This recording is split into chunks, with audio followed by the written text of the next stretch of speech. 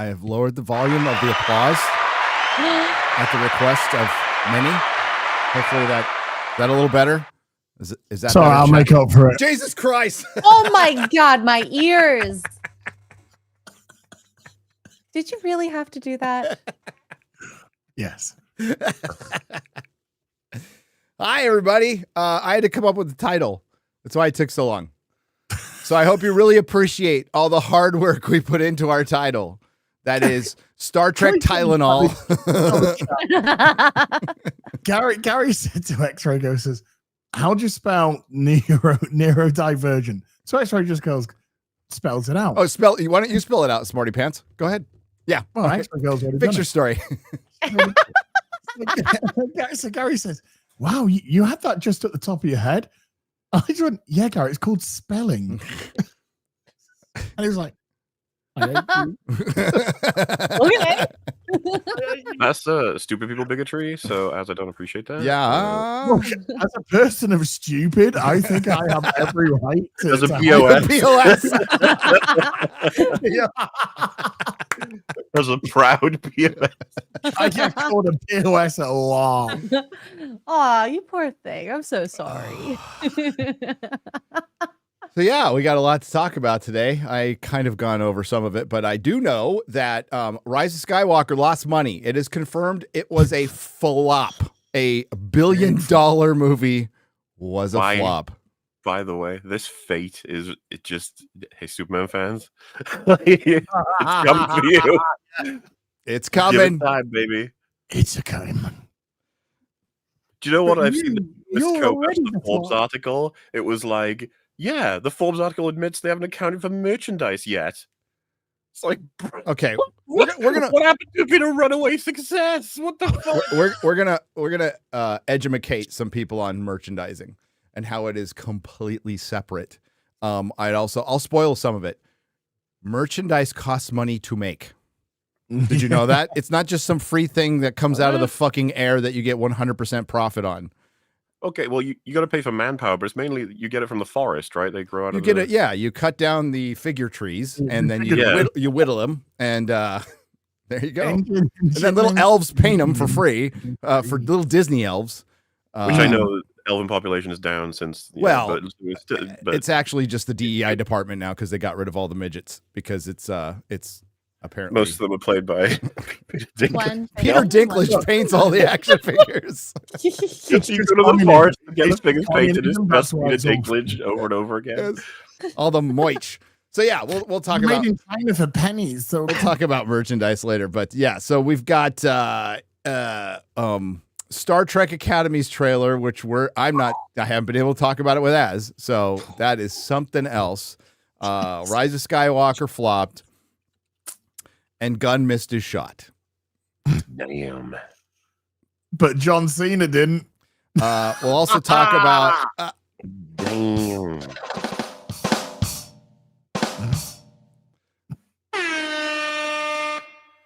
That was loud. Hold on. Okay, let's adjust yellow. Let's bring yellow down a fraction. Okay. Okay, fine. Okay, so Mahler is sick, Az sounds sick, but he was just screaming by himself to video games for the last 6 hours. I am not ill. This is just screaming myself hoarse yesterday on screen. Yeah, in fact, I'd say that's stolen valor. As you gotta stop that. People will think you're sick and have sympathy when in truth you're just loud. Yeah. Oh, poor Az. Listen to how sick he is, and then more is like. Gotta make an exposed video. X-Ray Girl has like an aura around her. Yeah. It's better than my prison wall. Yes. Believe me, idea, that. Believe me, it's better than a prison wall. I haven't dropped the scope yet, guys. Okay. Big Bertha hasn't made me her girlfriend. Oh my God. Big Bertha. Thought it was Large Marge. Oh God. I'll take either for protection. Okay. Yeah. Yeah. And also a Hassan Piker update. Because he's still a yes. It's a little early, but you're British. You can get away with it. We've gotten away with it in the past. You can go ahead and say it. Dude, I said, I don't know how many times I've said it in the last few streams, my own streams. I haven't been hit for it once. Yeah, we have. We have. We can also what else? What else do we? Oh, there's a lot that actually. There's Bat Fam. Oh, and breaking news: George R. R. Martin is not going to finish the books. Shocker! Big shocking news. That's absurd. It's totally absurd. Being silly. I think we should start out with. Did you get that Forbes article, X-Ray Girl? Yes. All right, let's start out with Star Wars. Oh, It's been a while since we talked about the War of the Star. was this? But your oh boy, favorite? we're getting Mando and Grogu soon enough. Yes, we are. God, So I just want to point I out, better go house hunting. as I normally don't do the hashtag Nerdrotic was right. I don't. But if you were around this channel back in 2019, which I'm not even sure as was. I was watching. Yeah, I was watching a few videos of yours. So in my Star Wars videos, I was saying, I'm hearing this movie cost $600 million over and over again. And I can tell you now how I heard that movie cost $600 million over and over again. Because a customer and friend of mine worked at Lucasfilm who shopped at my store, and we stayed friends and we stayed in contact, and we were in constant contact, especially during Rise of Skywalker. We were chit-chatting mainly over, like, he would call me and tell me a certain rumor was bullshit and certain things, but he'd also like call me and tell me, holy shit, this thing is such a fucking disaster. They're making it up as they go. There's entire chunks of the film that, like, there's hours and hours and hours and hours of footage. They could do a complete different, not a George Lucas cut, but another cut of the film of a bunch of stuff that they left out. I mean, stuff you kind of already know, right? could they do a good cut? No. No, that's something they go. can't do. I mean, Daisy Ridley basically said it when she's like, oh, she was approached like, maybe she's going to be Obi-Wan's granddaughter or daughter. And then, they changed it. So like, that's out there, right? Didn't you say they changed it 3 times? 3 times. And It depends on which actor you listen to as well, because I know Yep. all of them in different interviews be like, "Oh, once upon a time it was supposed to be blah blah blah." I think a lot of them say it was supposed to be Obi-Wan, like that was the main definite Yes. choice. Yeah, that's the one watch I've that. heard. Yeah. Then of course Luke, then fucking nobody, because like, so nice one, Ryan. it was out there and people were just going like, no way. And you know what? Honestly, some people in the comment section were going, yeah, I can believe it cost $600 million. Well, they spent $600 million on this movie. And you could probably ask yourself, how in the hell could do that? Pretty easily with Jar Jar Abrams. This is why Jar Jar Abrams is persona non grata. Every one of his fucking movies, everything budget-wise balloons past his estimates. That's why a lot of people are saying no to him now. It's kind of amusing, right? The idea that this is a film that took him to direct a jail, not of his own. But like, it's not like he lost the investment in making films, because he never really had much soul or heart when making films. There's not much to lose. It's more so he was stopped. Yes, once you lose a studio enough money, you will go to director jail, no matter unless you're Spielberg or something like that, or Nolan, which hasn't really happened to this effect. This is a lot of money that they lost. Also, let's give some foreshadowing. I would argue that the merchandise for this movie sold better than the merchandise for Superman. Oh. I don't think the merchandise did very good for this movie at all. Would you count it as not for Star Wars? Rise? Because I was going to say, if it's Rise of Skywalker merchandise, probably didn't do well. But Star Wars in general, it would have been still doing okay. I mean, yeah, Rise of Sky. Yeah, I don't think Rise of Skywalker, like specific figures and whatnot, sold well at all. Not well for Star Wars. Would have been cool to get the Rose Tico Rise of Skywalker, variant. I'm still waiting for that. She was an awesome character. Remember how much trouble he got in with people online for that? It's like, you racist, you cut her. He was just like, she's not a main character in the movie. No.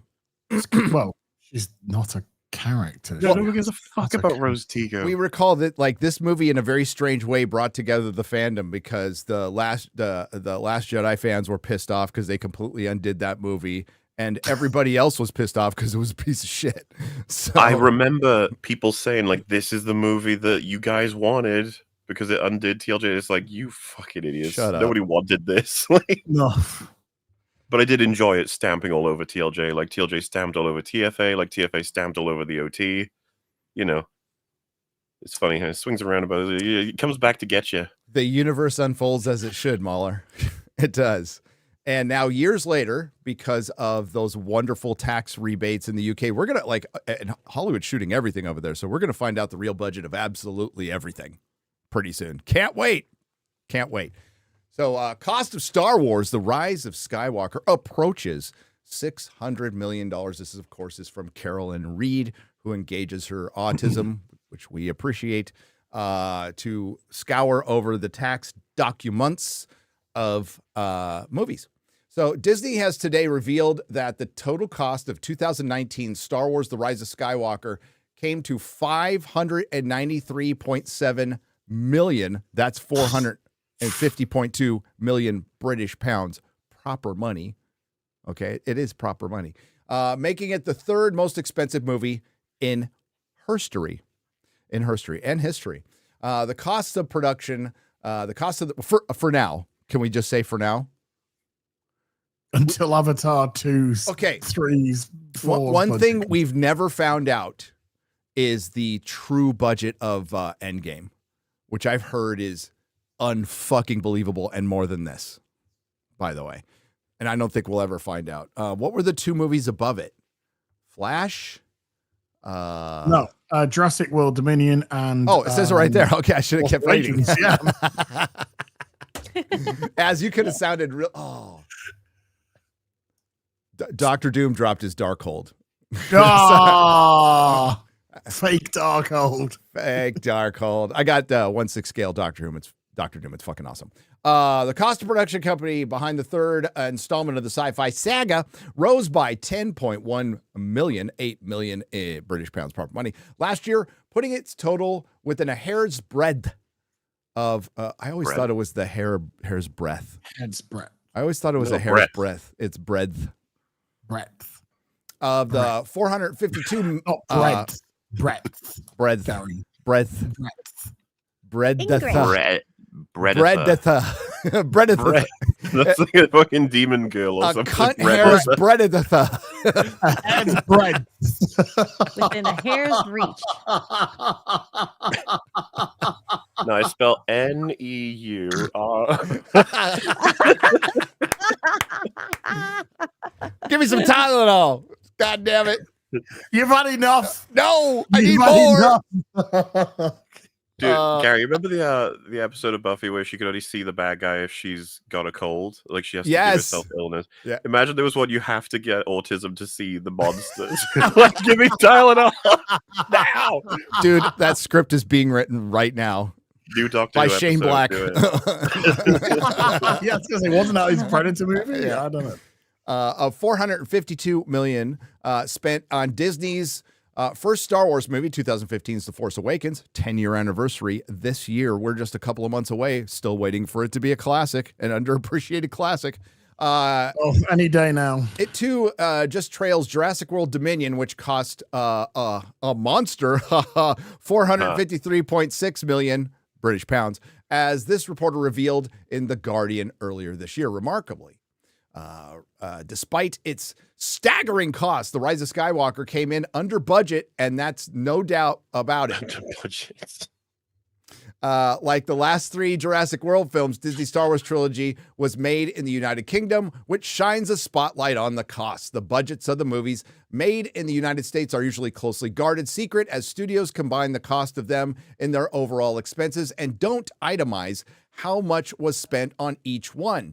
It's a different story in the UK. Studios filming in the UK get a reimbursement up to 25.5% off the money they spent in the country, provided that at least 10% of the movie's core costs are incurred there. In order to demonstrate this to the authorities, studios set up a separate corporations that you can find, by the way, to produce each film in the UK, and they are obliged to file legally binding financial statements. Just so I'm clear on this, what like, why wouldn't you just film everything in the UK then if you get that 25.5 They off pretty much everything? do. Like, because Superman was filmed partially in the UK, right? Yes, but it was also filmed partially in America. And So- we got tax documents from America too. Okay, well, because I was going to say it's got to be over 10%. Superman was in the UK, obviously, because that's the whole reason they do that. Make sure you get over that 10. Yeah. But if they do only do, let's say, 11, do you get all of the financials or just the financials on those 11%? I don't know. I would expect what was spent there, otherwise it would make no sense. But right? that 'Cause right here. Well, that would mean that, well, it depends. they spend in the You country. would have to ask the money, spent in the country, provided that at least 10% of the movie's core costs are incurred there. So I don't know. You'll have to ask the financial analysts out there about that one. Now, my question is, and maybe they answer it in this article, is this cost of production or total cost, including marketing? So I don't think it is. Oh, would they have to show all of it in order to prove to the authorities that it was the particular percentage? You know, Yes. like, I think that's Yeah. what it said in that last sentence, is you have to show everything. yeah, Um, okay, I got you. And they make these separate corporations and they give them funny names. And people out there have looked them up. Can I just say that's an extremely funny benefit of the UK for us, like for the world. I mean, That's- like this accidental transparency that we never usually get. Yeah, it's well, you're an odd country. You're a Yeah. very odd country Not a fact. because the fact that we have to go over to your country, one of the most tax places on earth, to get tax breaks shows you how bad California is. And Hollywood will bail out on, because another party will come in, get wind of this, and what happens is, so like this happened in North Carolina, this happened in Australia, this happening in Georgia right now. Hollywood sets up their infrastructure, right? They build studios, and then state or country goes, okay, we got them. Now we're going to start ticking those things up a little bit, and Hollywood immediately leaves. And it has to be cost beneficial, right, Mueller? So when you go over to the UK, you have to be spending, it has to be a big enough movie to incur the costs of flying everybody over there and moving that production over there. So they're not going to do it with everything. But they're pretty much, that's what they're doing. That's why when Trump won the election, all those celebrities I'm moving to the UK. It's because everything's being shot in the UK, you fucking pieces of shit. You're not leaving the country. Yeah. Shut the fuck up. As with all UK companies, these filings are released in stages long after the period they relate to. The process, and unfortunately with Star Wars, people are going to watch this stuff for decades. So you know, there's no way like, oh, we'll release it later and nobody will care by then. Ha! The process starts during pre-production and continues long after the premiere. There is good reason for this. It is revealed in the 2018 financial statements for the production company behind Star Wars spin-off Rogue One, which state that the company was involved in paying the ongoing production costs in relation to the film, even though it was released 2 years earlier. In short, the financial statements are compiled in stages over a long period of time in order to give the production team the time to ensure that all the bills are paid. That makes sense. You can't expect like, oh, as soon as they're done shooting the movie, all the bills are paid. The filings are a goldmine of financial information for you, Forbes, and for us. As they reveal everything from the production's overall cost and a level of reimbursement right down to the head count, salaries, and even the Social Security payments to staff. They also reveal whether the movie cost more or less than the studio originally budgeted for or announced. So I'm going to shock you all again. You guys are going to just be floored with this one. So prepare yourself. You're going to put a collar on us? I'm going to put yes, I'm going to put a shock collar on all of you and hit the button. Movie studios lie about their budgets. Not some of the time. Wow. Why in the world would they do that? All of the time. 100% of the time. Why You would think somebody would do that? Just go on the internet and tell lies? Yeah. I know. Like, why wouldn't they be honest? But the thing is, like, there's always been a healthy skepticism from Disney, right? Like, about Disney's lies, like from everybody. most everybody. There isn't that healthy skepticism with Superman until now. The filings for the production company behind The Rise of Skywalker state that by March 2019, 1 month after filming wrapped, the movie was in line with the budget. However, post-production cost less than expected, and by the end of the year, less than 2 weeks after the movie debuted, it was below the production budget. Okay. Although the reason for it isn't certain, it coincided with the editing of the movie, which took less time than usual. Well, I mean, didn't really have a story. Like, how hard could it have been to edit? You just put a hodgepodge of things. You got fucking horsies on Star Destroyers buried underground that just rise up. Somehow Palpatine up and then don't know which way is up after that. Palpatine's like huge stadium-filled crowd of Siths going, yeah. Like, where'd you get all them? It's pretty intuitive. He planted little Star Destroyer seeds. And they grew. Watered them. And, yeah, it's kind of beautiful in its own way. It probably didn't take a lot of time to think of, why don't we have her search for a MacGuffin? And then we find a MacGuffin and it's a knife. And then the knife has a map. And then the map goes back to the Death Star, which is totally still together, crashed on a planet. And the throne room is like, fuck, pristine. Is that the stupidest fucking thing ever in film? In Star Wars? The knife. It might be. Oof, it's film. Up there. Never mind Star Wars. It's up there. Film. We got a lot of competition. There's a lot of competition, but don't forget the Snickers wrapper. I think the knife's worse than the Snickers wrapper, but the Snickers wrapper is dumb. Chaos theory, baby. We're living it. Although the reason for it isn't certain, it coincided with blah, blah, blah. So the Rough Cut podcast with the Rise of Skywalker editor Marion Brandon, who admitted that the latter stages of the production schedule were accelerated, which affected everything. She estimated that the crew had 3 months less to work on The Rise of Skywalker than The Force Awakens. Brandon explained that the reason for the tight timing was that Disney insisted on sticking to the movie's December 2019 release date rather than delaying it, which would have increased the post-production time and therefore the cost. Also, okay, Iger knew that COVID was coming. Absolutely knew. Way ahead of any of us. How? Yeah, probably a pretty well-connected guy who had political aspirations and conveniently retired right after this to skip COVID. You just like have this old fucking cutscene of he enters like this dark room and there's a reptile emperor that's like, we have finally completed the preparations for COVID. And he's like, yes, my lord. And then like, dude, you just described a David Icke video. Yeah, you want to run that past David Icke is the very first thing. That's good.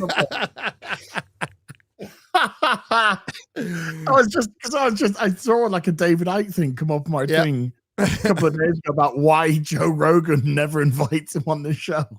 Probably because the lizard people are the Jews to David Icke. We got a lot of things in common. We've got a lot of things that we can talk about. But I just don't think he gets on board with the lizard stuff, which is true. Well, to be fair to David Icke, a lot of people go, he means the Jews with the lizard people. But David's been saying pretty consistently, no, I mean lizard people, like actual lizard people. Lizard people are different, guys. Reshoots are often planned into budgets, but forgive me, chat. Jar Jar Abrams, director of The Rise of Skywalker, told EW that the movie ended up needing fewer than The Force Awakens. He explained that because The Force Awakens was the first movie in the Disney Star Wars series, we didn't know if these characters would work, and they didn't. If these I appreciate referring to this as it's the beginning of the Disney Star Wars like era, the series. Like, yes, it is definitively not Star Wars. It's very much Disney. Star Wars had characters that could potentially work at that time. I don't know. Rey. Sure. She's a favorite. BB-8. Ooh, everyone loves BB-8. BB-8. I liked BB-8. If the actors Why? would be able, I'm so I want to with- read this I'm again. with- I'm We with didn't know if these characters would work. If the actors would be able to carry a Star Wars movie. Well, And we now we found out. know. Baffo. There were Well, here we are. There were a lot of things Isn't we that didn't fucking- know.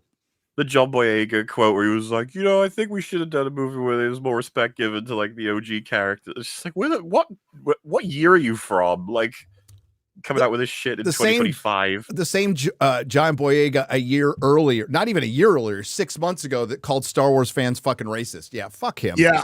Go fuck yourself. No, I'm not even kidding. When I read him say like, "Oh, I should have I- given more respect," the script should have been better. I was just like, what is this pandering shit?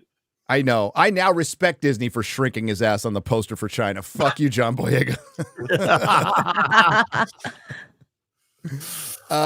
He explains. Okay, so I gotta kind of read that again because it feels so good. We didn't know if these characters would work, if the actors would be able to carry a Star Wars movie. There was a lot of things we didn't know. On The Rise of Skywalker, we knew who and what worked. You sure about that? You sure? You sure about that? Writers, directors, cast, they all needed to watch those movies. They call it the original trilogy, I think. They should have watched that before doing these films. It would have changed their minds on a lot of stuff. The cast of The Rise of Skywalker reads like a roll call for the Oscars. Okay. What? Are you okay, Carolyn? How many No, Oscar we're not- winners are even in that picture? We should be able to figure that out, right? Okay. Is Oscar Isaac probably is. Adam Oscar Driver. Adam Driver has probably been nominated. Okay, let's say Oscar worthy. Okay, so Oscar Isaacs, Adam Driver. Is John Williams in the picture? No, Yeah, he is. He is? John Williams. Oh, is that in there? I think. Yeah, yeah, it John looks like- Williams. JJ? John Williams is next to JJ. So John Williams. Uh-huh. I mean, like, we're not fucking around. Daisy Ridley's not an Oscar person. No. That's not happening. No. Mark Hamill's not an Oscar person. Carrie Fisher as an No. actor is not an Oscar person. Okay. Writer. Writer, maybe. yes. I know this is going to shock everyone. Rose Tico, not an Oscar person. Wow. Wow. That's. Jeez. When did you get so racist? I don't know. I think I got it from you. So the cast of the Rise reads like a feel roll like I have call a for the lot to Oscars. give. It reunited Mark Hamill, who has done, admittedly, as much damage to Star Wars as Kathleen Kennedy, and the late Carrie Fisher. May she rest in peace. And I believe the stress and everything of this movie probably led to her untimely demise.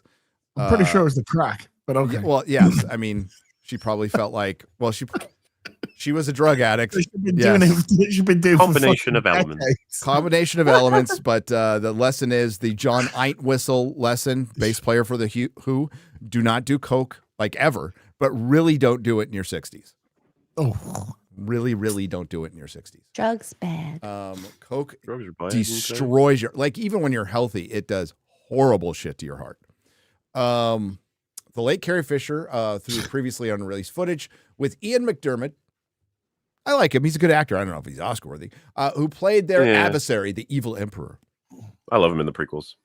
I do too. did you ever see that Inspector Morse episode with him, Morley? With Ian McDermott. Yeah, it was phenomenal, like phenomenal.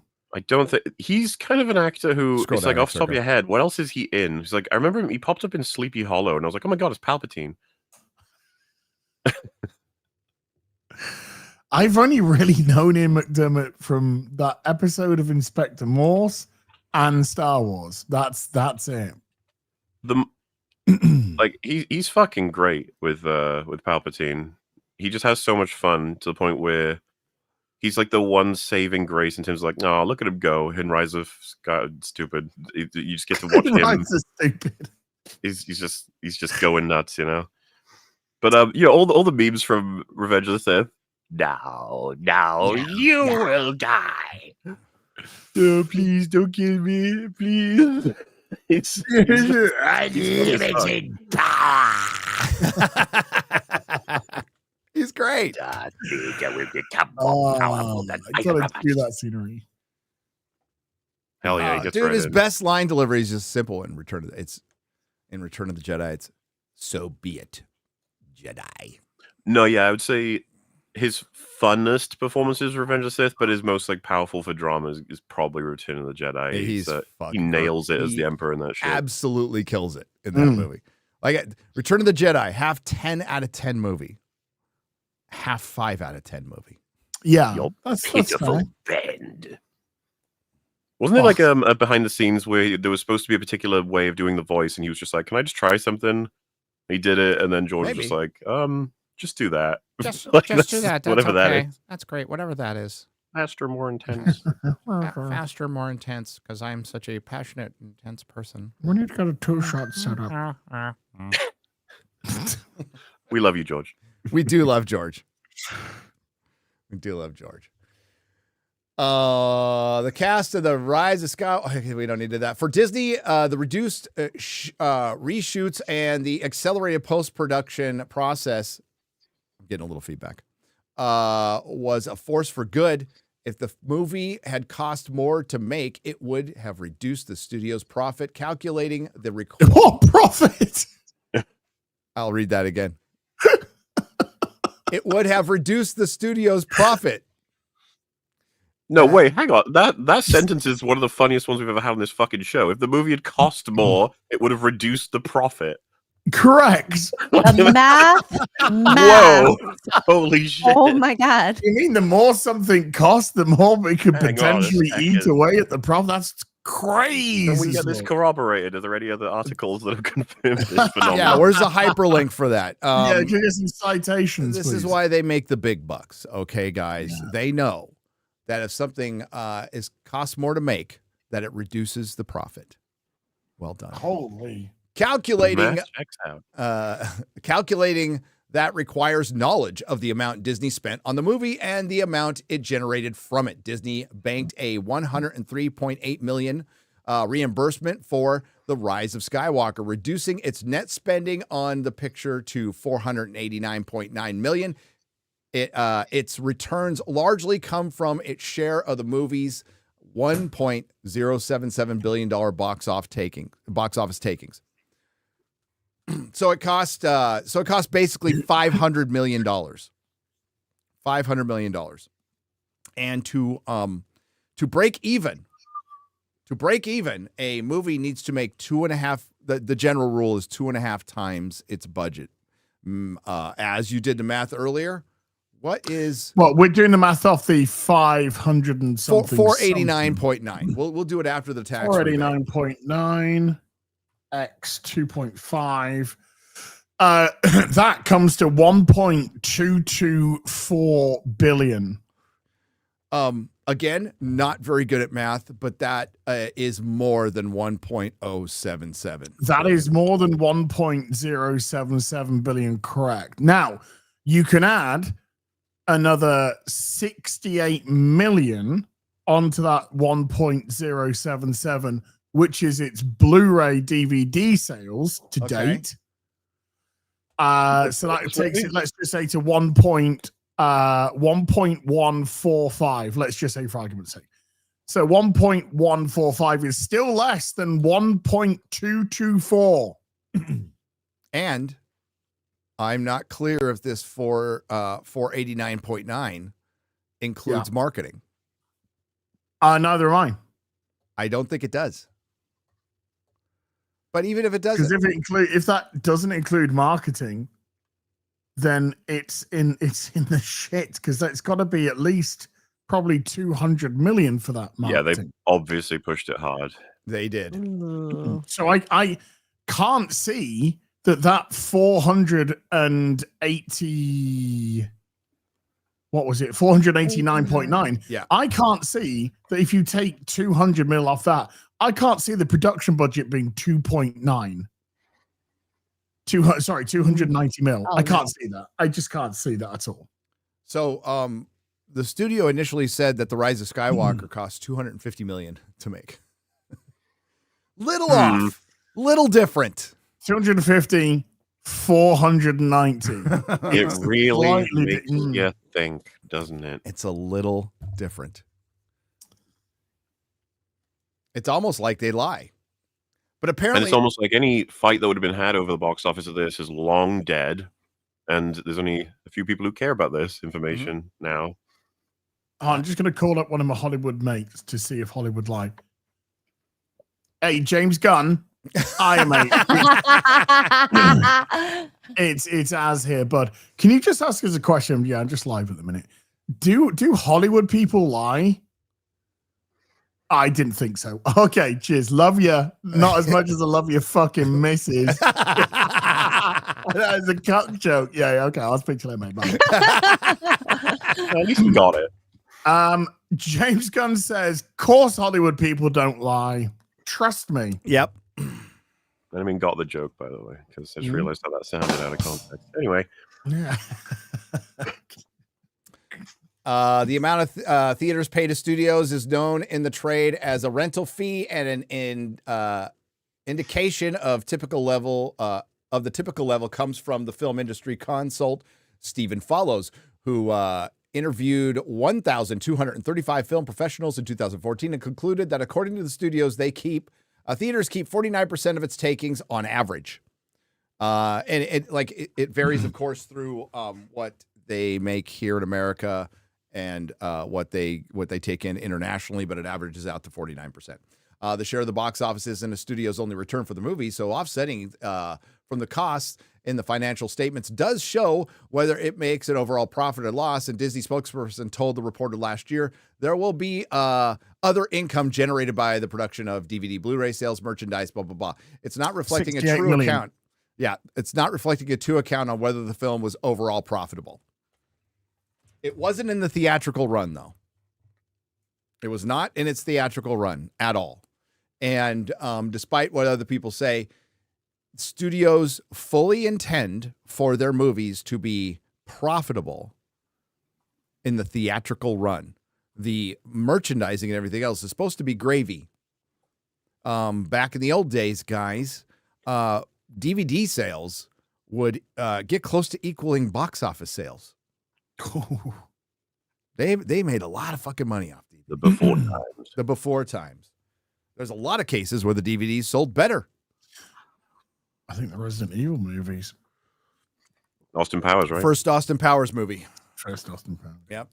They got the sequel. Thank fuck for that. Yep. Just, by the way, just a little bit of a tidbit of information for you. Tidbit. Did he?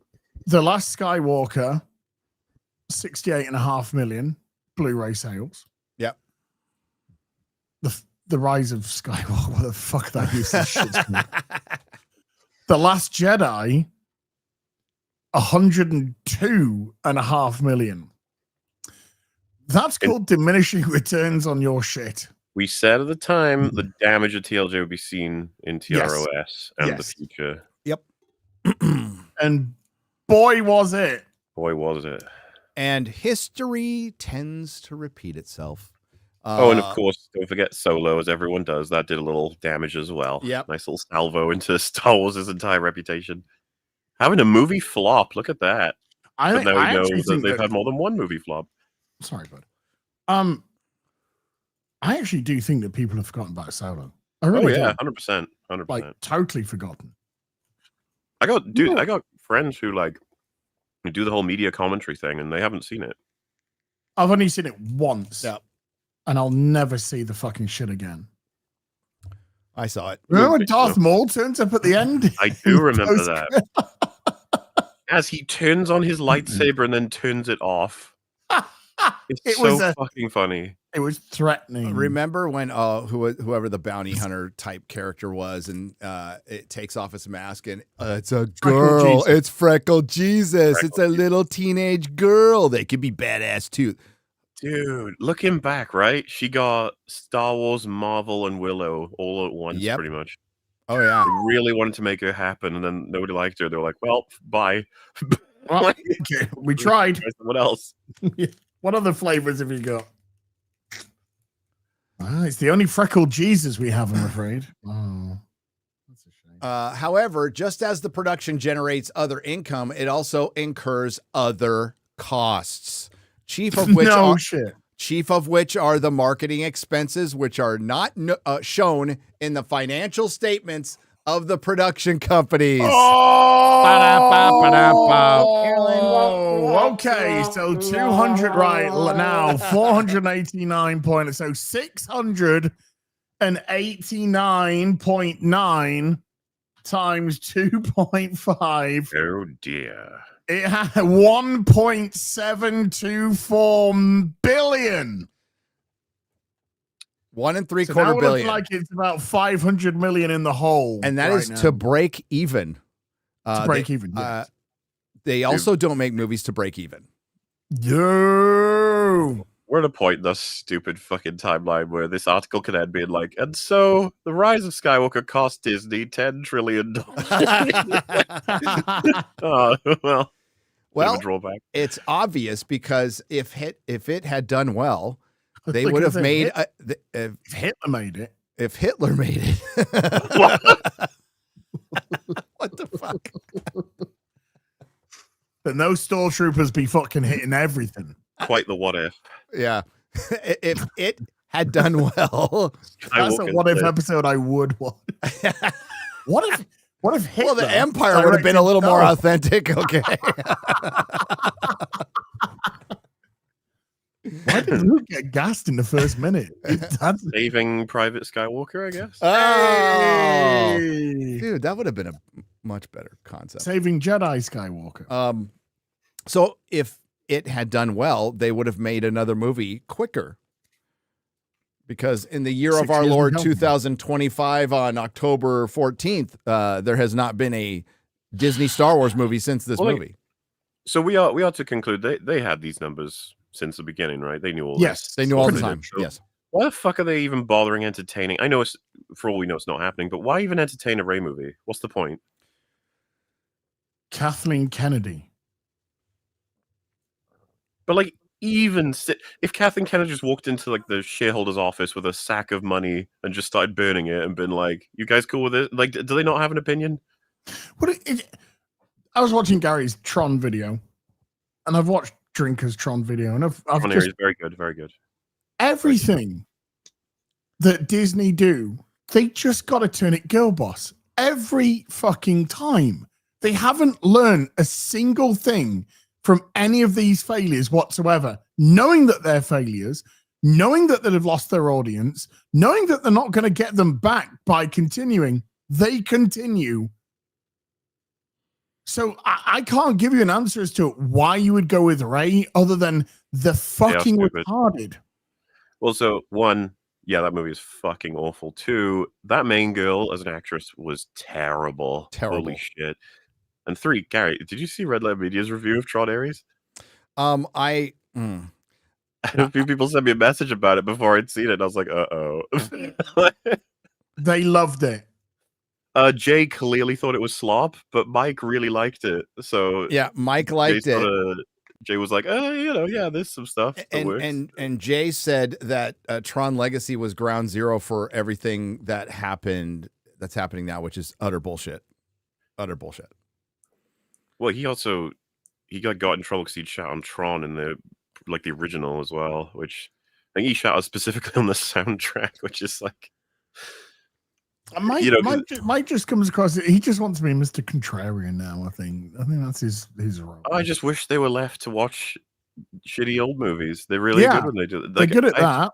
They don't, because I of course gave they up would on say half like in they the gotta bag a cover the long new time stuff, and it's like, sure, cover the new stuff, but please do it for things you care about. When Mike said he hadn't seen Tron or Tron Legacy, I was like, oh, why are you even bothering?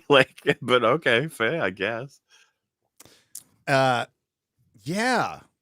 that's an odd one. That you think you would have at least seen Tron, right? Well, what's funny is Jay says go watch Legacy. You don't even need to see Tron the original. I was like, what the? Come on, Yeah. Well, I find it interesting that they have specific issues with Star Trek, and those same specific issues exist in Tron. Oh, the same specific issues that exist in The Rise of Skywalker and Last Jedi and Doctor Who, but they like it.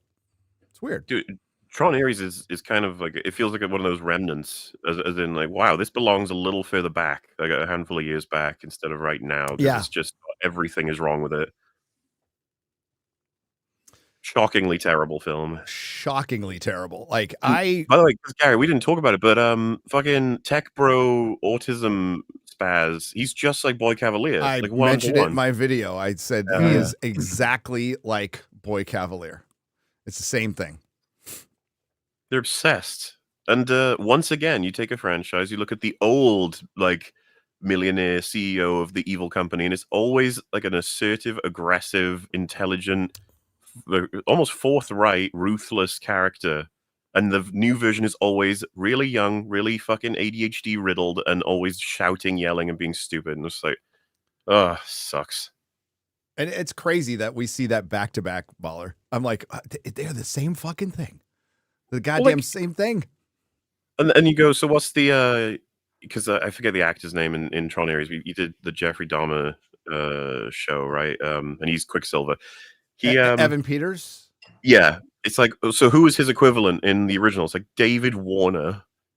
You're like, oh shit. And then again, Boy Cavalier. Who is his equivalent? It's like, well, I guess Lance Henriksen, you'd say. Oh, Do you know what I mean? It's just like, fucking hell. shut up. No, Tron Ares, like I said, I didn't expect much from the movie. Even if it was good, it wasn't going to be a hit. I didn't think it was going to be a hit. I thought it'd be mid, and I'd walk out and go, and I probably won't even do a video about it. But like, I fucking hate. You're the first person I messaged. I'm like, I didn't think I'd hate this movie this much, but I hate everything it stands for, and it's because it is exactly the same as far as its concept and how it approaches putting in like characters that have no fucking characterization whatsoever, no soul, no nothing. It's all about, let's just repeat the same beats with diverse people. And then, you can't get Greta Lee. She didn't have much to work with, but she didn't do a good job with that little she had to work with. At least Gillian Anderson, like, sounds plausible in there. Dude, how do you bring her in and have her do fucking nothing? It was funny when we started up our breakdown. We were like, "What does Gillian Anderson do?" And it's like, yell at her son. It's like, okay, we've covered her whole role in the movie. That's it. Yeah, I mean, we've talked many times, Gary, about how Capaldi was let down by his scripts in Doctor Who, but my God, did he like take what he could and just transform it into and put out these great performances? That's what great actors do. When you're a generic actor, you can't do anything because you can't elevate. You don't have the ability, the talent, whatever it is, to elevate bad scripts. There's no presence there. You got to have a presence. If there's no presence there, it's like when we get to the Star Trek thing. Holy shit. There isn't a single character that has any stage presence whatsoever. It looks like a high school fucking musical production. It does. It looks like a Pfizer ad or a fucking like it's Simu Liu being a fucking stock photo guy. Yeah. Oh, and I'll retell the story I told yesterday of like what could have been and what show got ejected for this one and everything behind it. Real quick though, we'll finish this up. So you have it does not show the marketing costs here. Accordingly, if the home entertainment and merchandising sales should be added to the theater takings, then the marketing costs should be deducted from them. There you go. Disney doesn't disclose how much it spends on marketing each picture, while the merchandising and streaming sales are tough to attribute to specific projects. Why? What you guys mentioned earlier. When they sell Star Wars merchandise, I'm sure internally they break it down between movie and all this stuff, but for pretty much for them, it is all Star Wars stuff. So it's all the Black Series figures and everything. So can you count those sales? The 50th version of Jedi Luke, can you count that as being related to the Rise of Skywalker? No, but they probably do. So the same can be said for Superman, which we'll talk about later. Because Superman merchandise, you know what sells a lot? Superman T-shirts. Superman not stuff. guns. Not with the Gunn logo, with the Superman logo. With And who that knows how long those logo will be there, valid. mate. To your left, that one there. Yep. Above your left shoulder. Right there. That Ah. one. The OG one that they decided not to use. And we know why. Oh, and we also know that the logo that he wore has nothing to do with pushing towards anything related to Kingdom Come. Yep. Zero. He just likes it. So, yeah, just likes it's Gunn. It's James Gunn all over. I like it. This cast. Therefore. Yeah, there you go.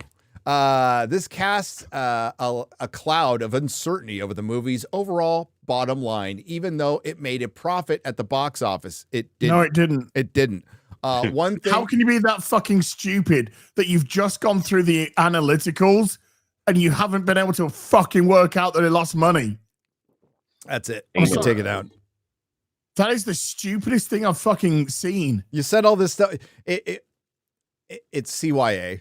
That's all it is. It's CYA. It's cover your ass so you don't get Disney too mad. But admittedly, Forbes has a couple people there that are willing to break from the usual access media narrative, including Eric Kane. But yeah, Rise of Skywalker lost money, and Tron Ares was shockingly bad. Shockingly bad. I wasn't sure if I was shocked because I knew it was going to be awful. It's like borderline, you know. You guys seemed a little bit more hopeful for it. I was a little more hopeful. The first trailer What looked I good. didn't expect, the first trailer did look good, but what even the people who like this movie, which they are out there, and that's fine if you like it, admit that the main character, Greta Lee's Eve Kim, is not in the trailer very much. Is not in any of the trailers very much at all. And there's a reason for that. She's terrible. Embarrassingly bad in this movie. Yeah, they sold on Jared Leto. Yes. Who isn't great. Not a good idea. Not a good idea.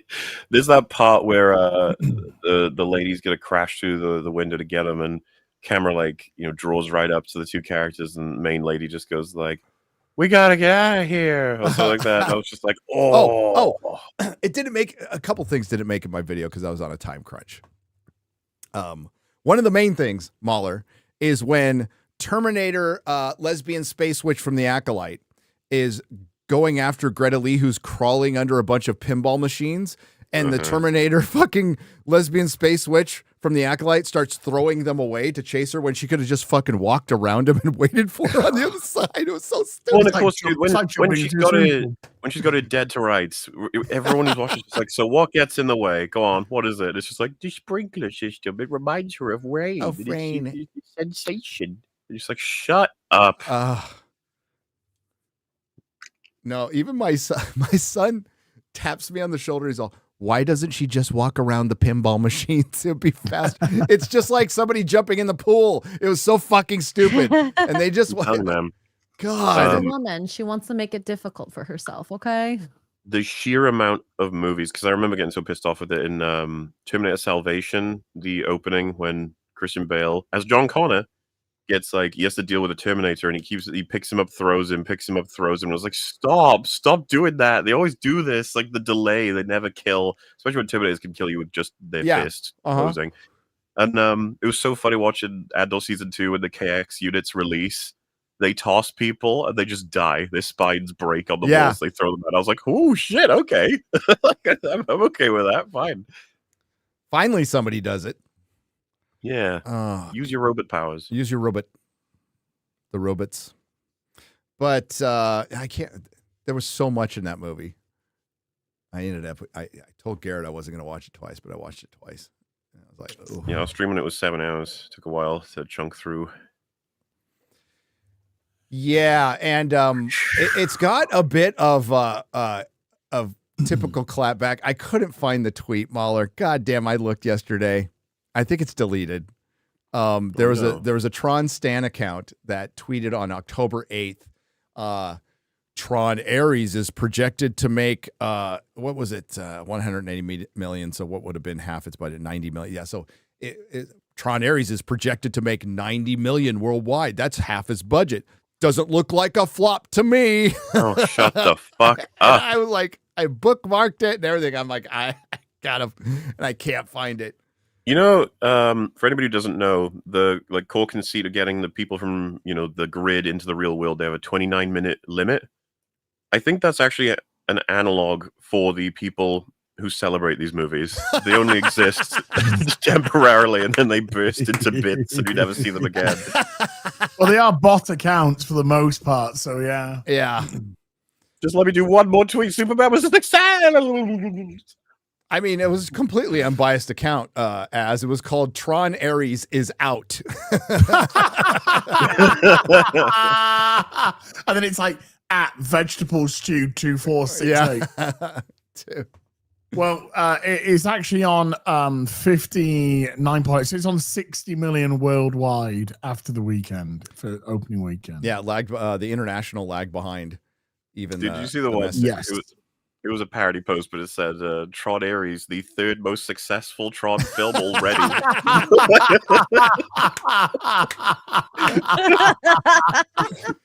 That's how you fight this shit. That's Soars to the third biggest Tron dude. movie opening. One of my favorite accounts now is discussing fish. Yeah. That's how you fight this shit, man. I mean, just clown do that them. or maybe the top 11th Tron movie. Oh no. Oh, it will be forgotten by next week and have a horrible. Well, the drop won't be like 70% because it didn't have a good opening weekend. And when they don't have a good opening weekend, the drop's usually like 50, 60.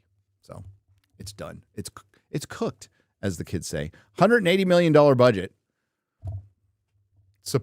according to Disney, Well, which means it was supposedly, 250.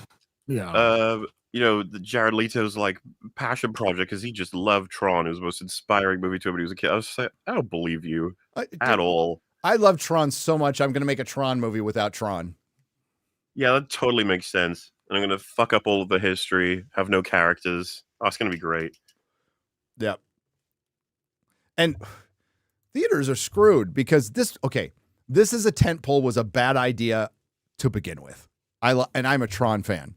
It was just a bad idea. It's too long. It like the last one came out in 2009. You know what it reminds me of? Mad Max. It's like you put Yep. too much budget on these things. Tron can't survive this kind of budget. No. Got to find a way to get it lower. Because I've seen people say, like, I don't know why you guys are surprised. It's a known fact. Tron cannot succeed in the box office. Like, it can. It definitely can. You just got to control your budget every time. These sorts of things. Yeah, if you know that it's got a very passionate small audience, and then if you put in some cool special effects, you might get a little more people in. But it didn't. And Nope. This was the tentpole of the month. Yeah. The tentpole movie of the month was Tron Ares. Not good. Because what did Furiosa end up making? Oh, Box office.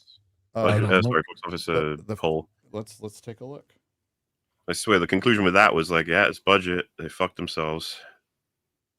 What do you mean a Mad Max story? Well, of course, Mad Max needed to be in it. That's another thing. But if Furiosa were way shrunk down, there's a chance it would have been able to survive, you know? It made 174.5 million worldwide On a $168 million budget. See, we got to do more than half that budget. This is what I mean. It would be like, well, we can't scope it down that far. It's like, you find a way. They fucking used to find a fucking way. Stop plugging this much money into these things and it's expecting not like to get more Fury back. Road was this massive hit. It got a lot of critical acclaim, but it wasn't this massive hit. Mad Max was never a fucking. It's not Star Wars. Never been mainstream. No, Mad Max is Mel Gibson Yeah, with George Miller. but it's never been mainstream. It was Which you is know, fine. There's Yeah. plenty of IPs that are more niche. That is fine. So we're in that stupid era where not only does everything have to be a major success, can it spin off into a franchise? Can we get a whole cinematic not universe? not everything has to be a franchise, guys. Nope. Also, Particularly funny trying to to me take is, more cult orientated stuff and go, let's try and take this cult orientated stuff and make it into a big mainstream franchise. It's never going to fucking happen. What's The funny to me reason why about this obsession with cinematic fucking universes is behind Marvel, at least at their prime, you might argue the Monsters universe, right? That's like the runner-up for success, but it might not be. It might be the fucking Conjuring universe, which was never really intended to go MCU style. No. But do you guys know about these memes? I've only just found out about this. They have like, not necessarily like in the middle of a Conjuring movie, there'll be like a jump scare with the nun. And then at the end of the film, there'll be a post-credit scene that's like Thanos walking up to something, but it's the nun, and it'll be like the nun will return. I'm just like, what the fuck? I had no idea. I've never seen any. No, of the I didn't know Conjuring either. films. They've got this. I want to say 10 movies in their universe. That's insane. Yep. It's just like, does anyone care or know about this? Like, not really. Like, they're like the second most successful cinematic universe, and they never really cared to make a cinematic universe. Meanwhile, everyone else is like, well, I'm going to make a cinematic universe, of course. They crash and burn on the first I kind of movie. like them, so That's fine. I'm yeah. just saying that this era is so backward It that is. everyone who intends to make the cinematic universe crashes and burns, while the guys who are just like making horror movies for cheap are like, oh, we've got a cinematic universe that's currently making more profit than Marvel. Yes. There's 2 Nun films. There's I want to say 3 Annabelles. I have a picture of it. I like when they put the nun mask on dogs. Yeah, look at this.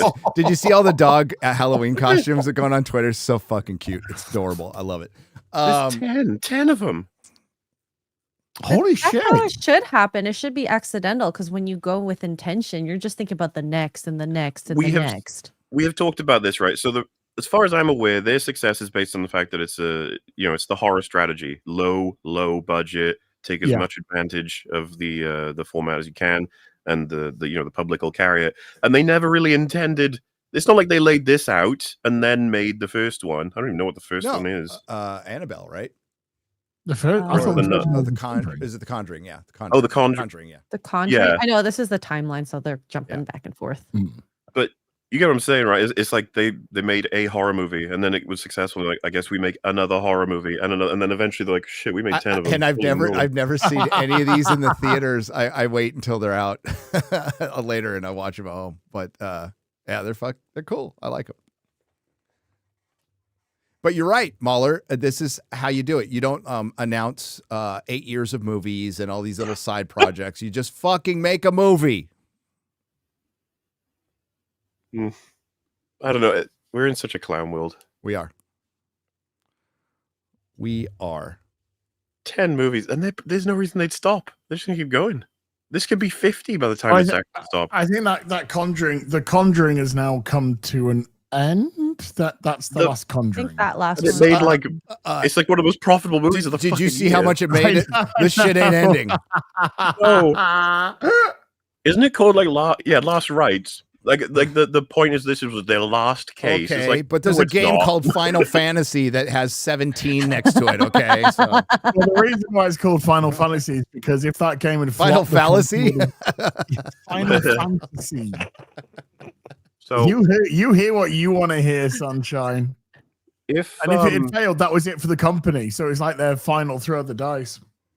if this is supposed to be about these people solving mysteries or whatever, with not like Scooby-Doo style, but horror version, but like based on real life, then all they got to do now is just be like, oh, well, these are the ones they didn't tell you about.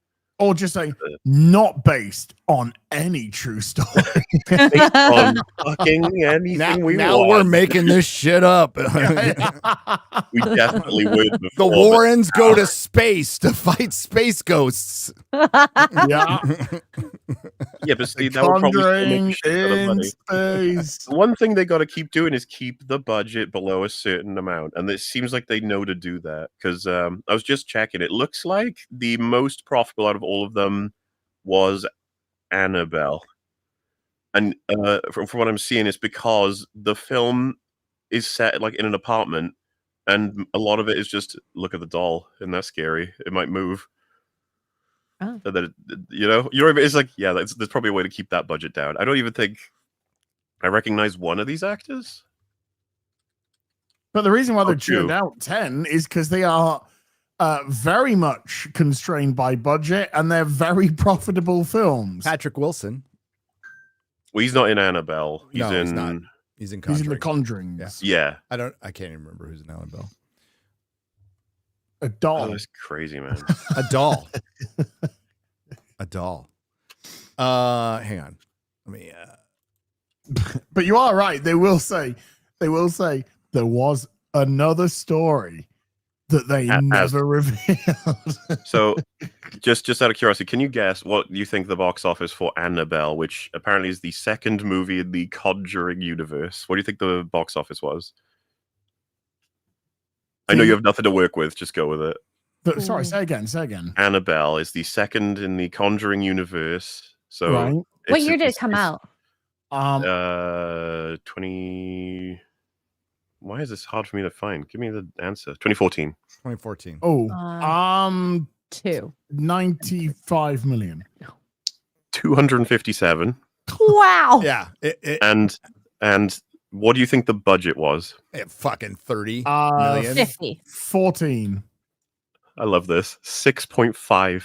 What? It cost What I mean? less than You see what I Godzilla? mean? It's like, what an incredible success. It's like, yeah, they just kept the fucking Wow. budget down. Just keep it down. Crazy, eh? That's I'm fucking awesome. floored. Yeah, but props to them, by the way. And they're entertaining, so good. We need more of this stuff. Wow. We do. Gunner for 200 Norwegian krona says Cineplex calculated that over 42% of the July cinema audience members in Russia this year were fake. Theaters set up DVD projectors in the back rooms and sold over 1 million penny tickets to reach government cultural quotas. Really? I mean, I'm not surprised. I'm not surprised. Money. Gary, please give a shout out to Soma Makeshift Campaign. The only item that has yet to be fully funded is the sweatpants, and I really want a pair of Soma sweatpants. Please, So- Gary, I beg you. What the hell am I saying? To translate that for you, so it was a game that came out like 10 years ago. And as part of the celebration on Makeshift, they released a cap, a t-shirt, and a sweatpants. And the cap and the t-shirt are funded. The sweatpants are not. And so a lot of people who are trying to get the sweatpants, like, please, people buy Oh. sweatpants so that I get my sweatpants. Yeah. I don't think it's 66% going to work funded. out. Yeah, it's Yeah. only 66%, and it's only got like a day or so left too. So, but hey, you know what? Maybe they'll just push it Holly. anyway. I don't know. Makeshift sometimes change their mind on this sort of thing. Maybe. I just remembered in a tweet, somebody reminded us we still have a line of makeshift FNT plushies that we haven't finished. We'll get there one day, guys, okay? I've totally forgot. Garrett's all, yeah. Fuck's sake. And I'm like, really? I thought we Hey, we did our real BBC ones. Hell yeah. Uh-huh. So we did the first wave of the FNT. 2 We've years done ago. a wave of real BBC. We did a second wave of FNT. Yeah. Second wave, yeah. So We there's the haven't third wave to go. Which I like to call it the diversity. I wave. left for a fucking year. I came back. and came back and it's still not done. we needed you, as Black and White Sports 2 for 50 says, turns out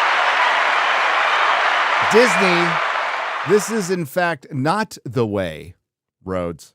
This is not the way. It is not the way. I agree. What do you want to do next? You want to talk about Star Trek or James Gunn?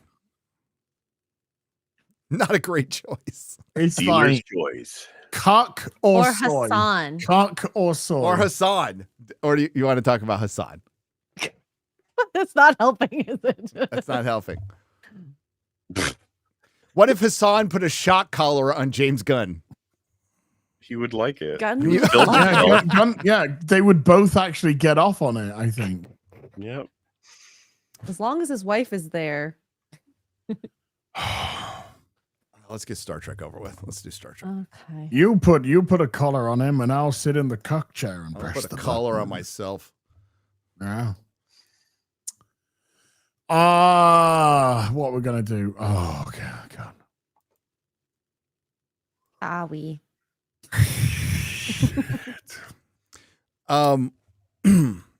I saw your reaction as already. I did one yesterday too. I also posted this up on Twitter, just laughing my ass off because,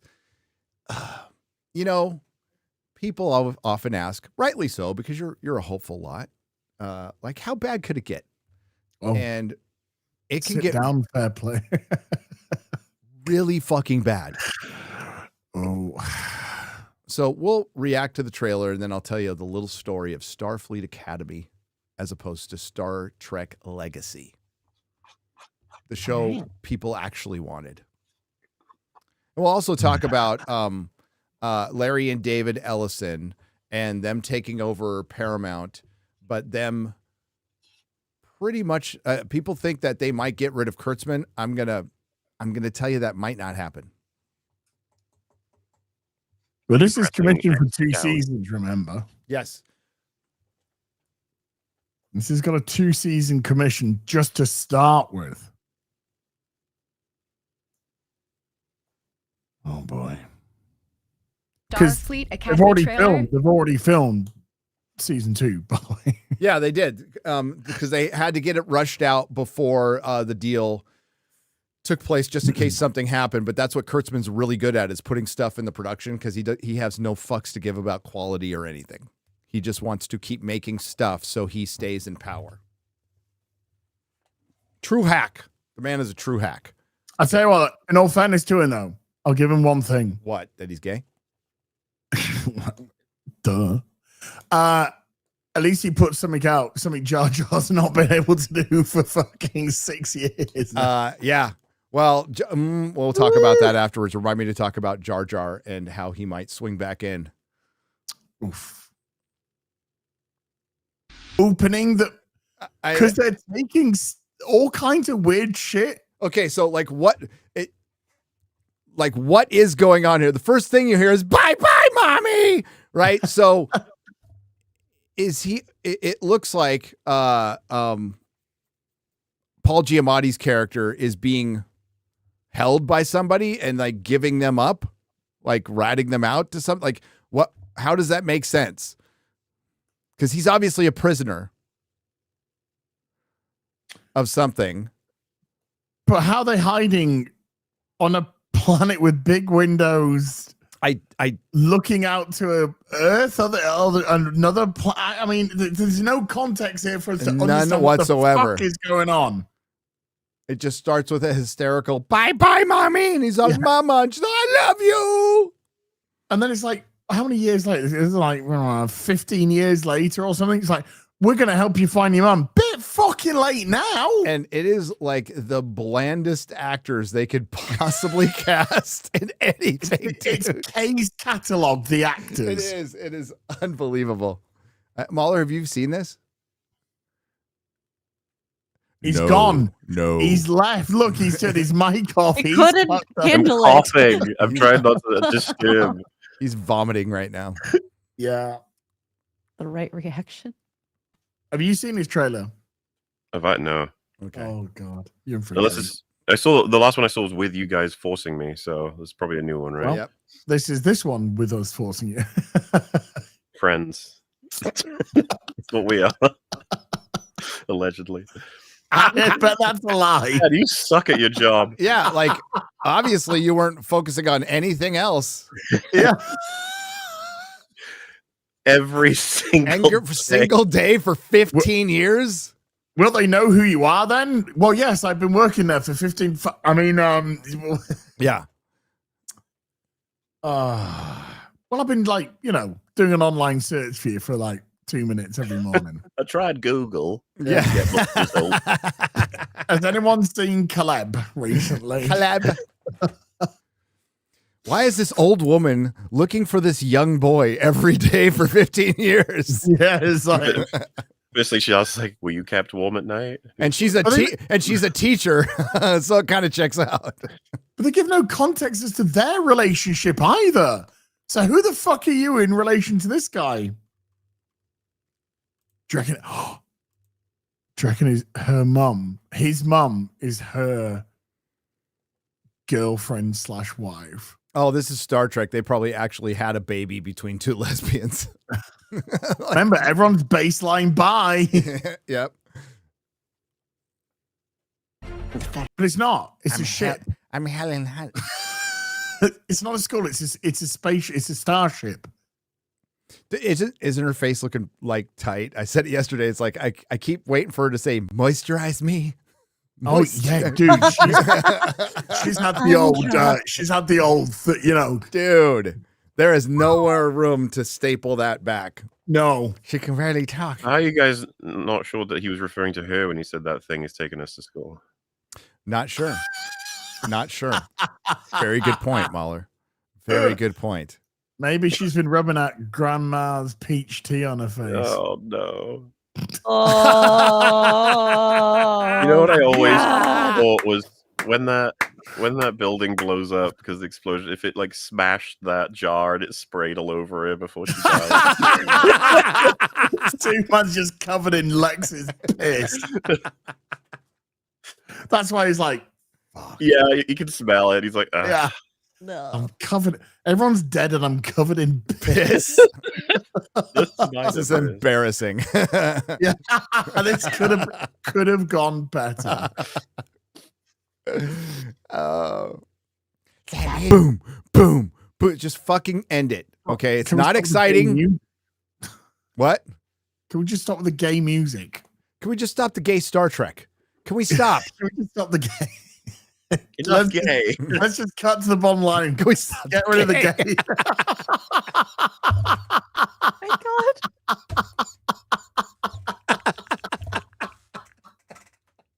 See, No, this guys, is it's what just would like happen if ice Hitler cream. made Star Trek. I'm telling you. Oh, no.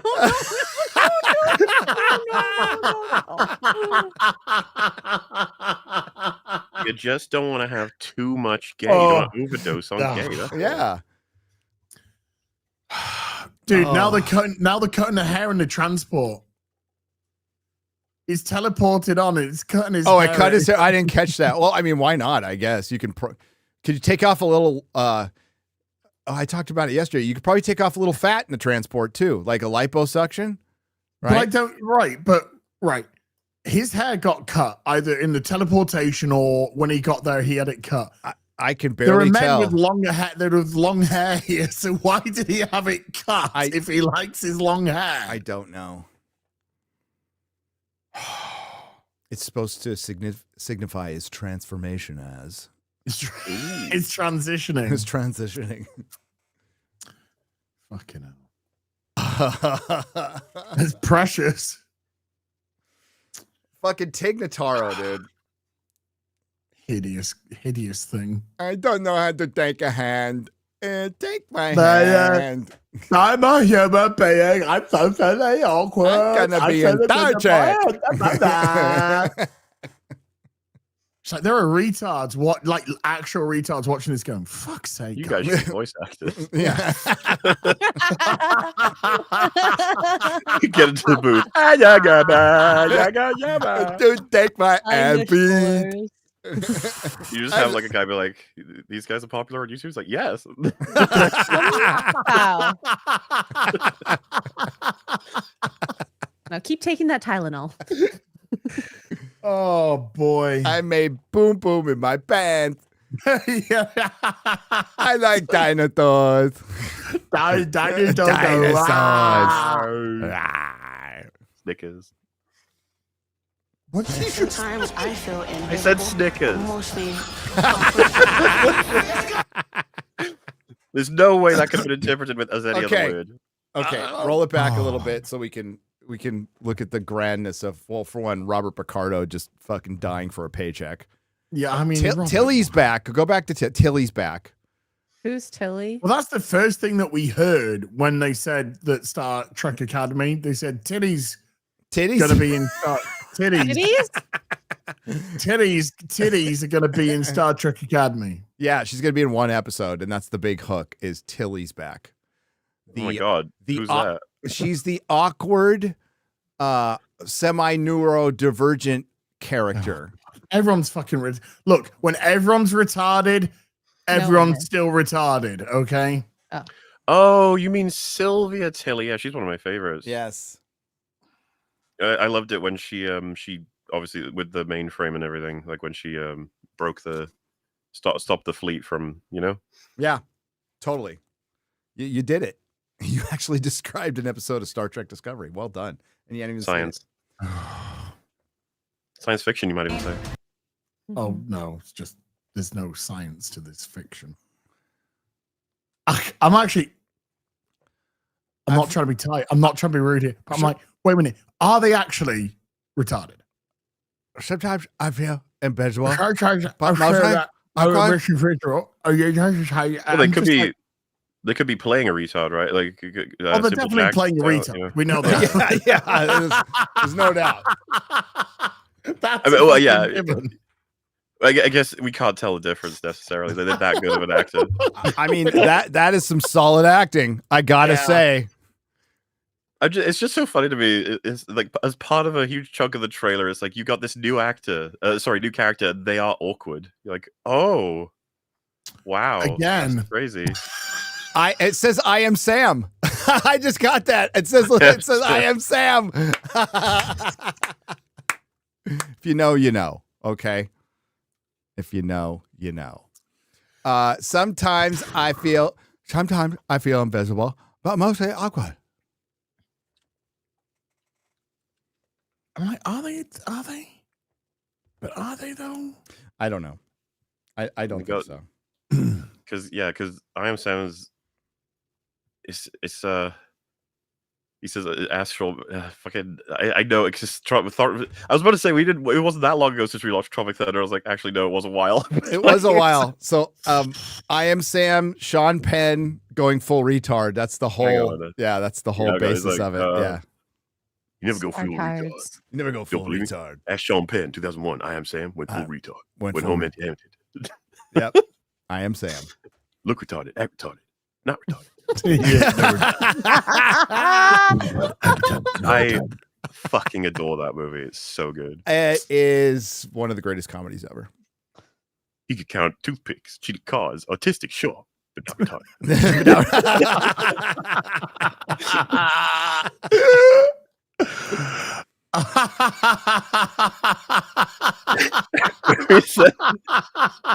Dude, Robert Downey Jr. should have won a fucking Academy Award for that. Amen. Amen. Damn, that is one of the greatest acting and comedy performances ever. Oh.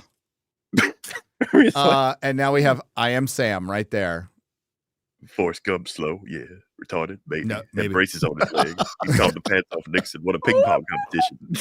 Not retarded. Peter Sellers being there. Infantile, yeah, retarded. Yeah. Oh my God, his last movie, dude. Yeah, it's so good. It's such a great film. He was of the school of I'm going to drink and smoke and do drugs and party every fucking day and die in my 50s. That was acting. Out for him. Yeah. You went full retard. Dude, he didn't marry like a 27-year-old wife as well, or 22-year-old wife. Well, for one, all the British actors, highly trained, they come off like brilliant, especially back then because they were all Shakespearean and they had to be part of those theater groups and they were all fucking just really well-trained actors. Every single one of them was some variation of drug addict, gay, alcoholic. Every single one. Like John. But my God, they were good. Dad's Army, John LeMessurier, right? Great fucking actor. Great actor. Like just sounded like always like just intelligent. Apparently he was dumb as a fucking bag of hammers and his organs were liquefied to the point where they told him not to stop drinking because if he did it would kill him. And then he lived another fucking 10 years. Dude, maybe there's something to liquid organs. I don't know. I'm just saying. Yeah, like there's a little mini documentary on him on YouTube, which is brilliant. And like he was fucking hopeless. His wife had to take him places. He forgot everything. But when that camera came on, boom, he was like, boom. Legend. Dad's Army. Yes, I know Dad's Army. Yes, I do. I watched a lot of British TV. I did. Because that shit was gold. It was gold, and it was on public television here in America. Plus, I was also a fan of John LeMessurier because he played. Come on, chat. One of my favorite things. Played Bilbo Baggins in the BBC Lord of the Rings radio drama, which is one of the greatest radio dramas ever made. LeMessurier. That gym scene. Yeah, we can't. Sorry, I was reading the chat and I should have been paying attention. So for one, Robert Picardo needs money, and let's keep in mind that prior to his appearance in Voyager, he was a character actor that was in fucking everything. As like, if you go through his career, he's in. I'm just guessing he's in Matlock and Murder She Wrote and fucking Columbo and all this shit. Like he's in all that stuff. Yeah, what was the one you went into your fucking brain? The shrunk the dude down and put him in the guy's brain or whatever. What was that one called? Was he in not Herman's Head? Superman. No. Chat. What's it called? With what's his Inner Space? Inner Space, yeah. He was in Inner Space, wasn't he? Because he had the yeah. If you go look at his IMDb, like classic, I mean, he's really good, but he hasn't gotten much work since. So, like, do I blame him for being in this? Yeah, I do. Fuck that. Yeah. Like, because when you muddy the waters and you start bringing in legacy people that like Kurtzman has never given a fuck about. As a matter of fact, they tried to steer away from them in the beginning, but now they're drawing them in. Star Trek is not coming back from this. I hate to black pill, but you got to be realistic at some point. I don't black pill on all entertainment, but like for Star Trek to come back, it would take full reboot and being completely quiet for minimum 10 years, which they won't do. But let's go to this gym scene. All right, because this thing is going to ask if you are worthy of wearing the Starfleet uniform. As yeah, here we boom. So apart from being probably the last person you should listen to in a physical education room, that's a man's voice. That is the ugly fat female Jem'Hadar. Jem'Hadar who don't have females who don't procreate, who do not procreate. Because they're genetically engineered fucking soldiers, males with drug. Why would you genetically engineer that? Sorry. Ketracel White. So, she's also half Klingon. Wait. So a species that cannot procreate, cannot breed. They got no fucking junk. Somehow had sex with a Klingon that has 2 dicks. Oh my god. Yeah. This is raising too many questions. What? Maybe the Klingon fucked him and got the Jem'Hadar pregnant. Wait. Klingons have 2 peepees? Yes. It's an ongoing kind of joke. It's not necessarily true. Well, it was brought in Star Trek Discovery. So, I mean, it was joked about before that. But they mentioned it in Star Trek Discovery. Because they were trying to do the TNG bit because Worf had backup systems. So they're like, yeah. Because Klingons have got backup systems, they must have 2 penises. I can't even. It's been so long now. I can't remember. It's in season 1 of Star Trek Discovery. They specifically mentioned the 2 penis thing, the 2 dick thing. Remember when we saw? I remember I had a live stream. We had a whole debate with the chat about like, does it have 2 assholes? Do female Klingons have 2 vaginas? Do they have 4 ear holes? Like we did this whole thing for an hour. like what? Do they have 4 I have fucking questions. I'm so confused. And Riker would still fuck him. Yeah, dude. Yeah, they think in a heartbeat. They think Kirk was the fucking whore. It was Riker, okay? Riker. Yeah. He was smashing puss in that fucking show. Yeah, this thing shouldn't even fucking exist. but you know, they're just like, we're breaking boundaries, I guess. Oh, I'm sure. Yeah. Okay. So, body positivity, not attractive woman playing a species that cannot procreate, that procreated with the villain species that we now have enough of. And somebody brought up, and I don't know for a fact, I'm not going to check and I don't care, but it feels like that every Klingon now is cast with a black actor. When like anybody could play a Klingon, right? But now they just specifically cast black people as Klingons. There was a mix in TNG. There was a mix in black TNG, actors absolutely. playing plenty of white everybody. actors. But here it just seems like they're specifically casting black actors as Klingons. Isn't that kind of racial? I think so. stereotyping? These are the same people who complain that black orcs are black They're people orcs! coded. I know. The gay! They're orcs! Can you guys be sure that Christopher Lloyd wasn't black? I'm not sure. He was a great Klingon, though. Yes. We're talking about Kurtzman Trek. Sir, David is dead. He died in real life. Christopher Lloyd? Oh, he did, didn't he? He died of AIDS. It's AIDS. I thought it was Yeah. drugs. Aw. AIDS, fuck me. No, Say I mean, he'll him. kill you now. I hope he doesn't because I don't want to get it. But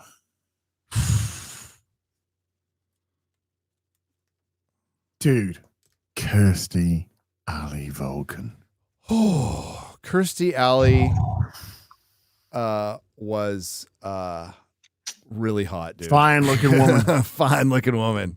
Fine looking woman. Now you Rest make her in an peace. emotionless Vulcan, and you've got every part of me there. I mean, it kind of works out for a woman, right? That Emotionless? that doesn't fucking work out clearly. No, no, not that. I was talking about Kirstie Alley.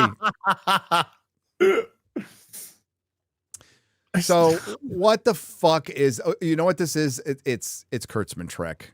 Yeah, it's good. But I think they're actually making something that's going to be far worse than Star Trek Discovery and Picard season 1 and 2. Picard season 1 and 2 are the worst because they do the most damage to actual lore and to one of our favorite characters, Jean-Luc Picard, making him a broken dipshit for 2 seasons, and then killing him and putting him in a robot body after stealing the plot from Mass Effect, after he protected the girls, the key to everything, and then fell in love with Data so much that Data wanted to kill himself. No, That sounds great. he goes into Data's consciousness to tell Data that he loves him. Yep. And Data says, "Please kill me." And then they gave Q space cancer. Yeah, he got space And AIDS. then they made the Borg Queen the drummer from Scott Pilgrim, and they wanted to go around and help people. Alison Pill. Yep. Which has now been turned into a sect of the Borg that doesn't. Dude, in link Picard together with season the- 3, they said, well, no, we don't consider them the Borg. They straight up fucking just shoot it down, we which is haven't heard great. from the Borg for 10 years. Yeah. Like, what? Man, Star Trek sounds Dude, healthier than ever. Okay, I can say it now. We haven't talked in a while anyway. Like Terry Metalis was telling me, like, God damn, this stuff was so stupid. I had to get rid of it as soon as possible. So he's like,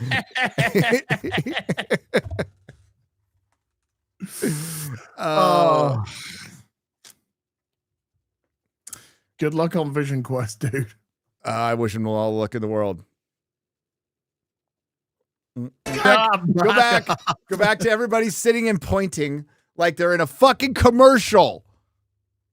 Oh, God. Stop. What? Oh my god, you're right. This looks like The a clothing fuck? line or something. It's like a Sears catalog image. Fruit of Look, the Loom. you see this in shit tons of YouTube videos. It's the B-roll. It's the B-roll. Yes. Yeah. Yes. She got the fucking bubble, bubble gum going. Precious is pointing and saying out. She's saying, nothing. That guy's eating a fucking banana. And the Klingon's got his legs crossed like a Like a little chick, bitch. like with a his fucking chick. soy latte. Yep. Oh. Right, that Klingon dude, I'm telling you now, Klingon, gay as fuck. Oh, I said it yesterday too. He is gay as absolutely gay. 100% gay. He's looking to stick his 2 penises in 2 buttholes. Oh And no! there's 2 guys there that Well, fit maybe the like bill. with the Jandar, they just make one or 2. I have a genetically But, like, engineered butthole. Dude, that image is like it's equal to the image from the Witcher season 4 trailer. It's like this sums it up right here perfectly of what this is. Generic slop. And they're just going to keep cranking it out because they don't care about Star Trek. They don't care about the fandom. They don't care about the legacy of the series. Nope. They don't care about the legacy of the fucking franchise. They just want to keep making a show so Alex Kurtzman keeps getting his paycheck. And they'll rip off from Star Trek books. They'll repurpose scripts. They'll rip off other franchises. They'll rip off kids who do pixel art. And they've ripped off so many fucking people. And they can get away with it because they work for a big-ass company. It's kind of insane, isn't it? Because it's like he gets all this power, all this time to tell all these stories in this wonderful fucking universe. And you want to say to him, it's like, look, can you just hire someone who cares? You can still have your money. Yeah. Well, we proved it with Picard season 3. Not perfection, but he fucked off. It made the fans happy. It actually garnered interest in a show that the first 2 seasons were some of the worst shit I've ever seen in my life. Didn't it win some awards as well? It did. Won a ton of awards. It charted. You know, no, they keep doing this shit.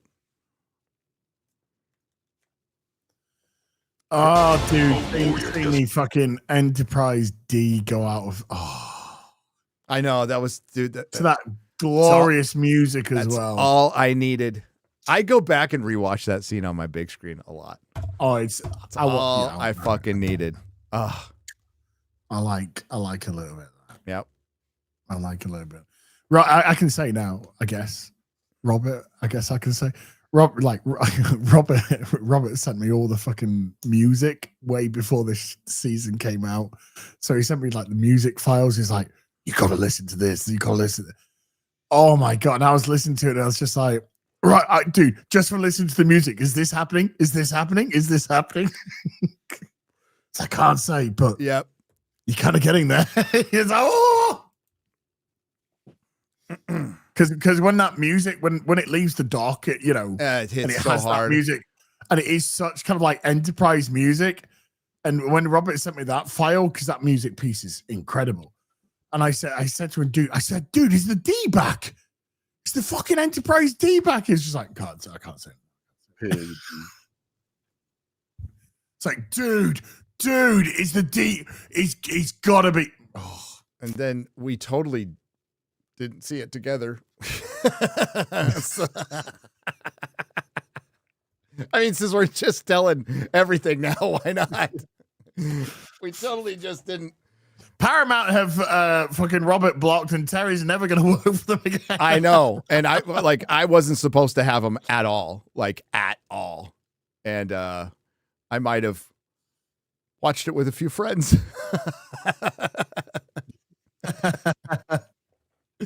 Oh, hit play. Hashtag show. Let a friend face danger alone. Has some acting. Look, he's got a fucking. He's dyed his bead as well, and he's got a nose ring. Yeah, nose ring. He's got 2 fucking eyebrow rings. Look, that dude's he's looking to see if it's going to rain men. Hallelujah! It's raining men. It's raining men. Hallelujah. It's raining honorable men. Hallelujah. Honorable men.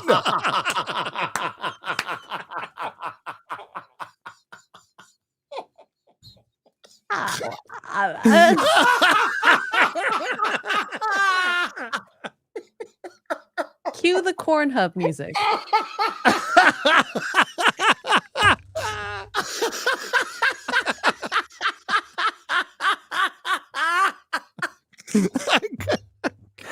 Oh, God, my stomach hurts. Oh. Yes.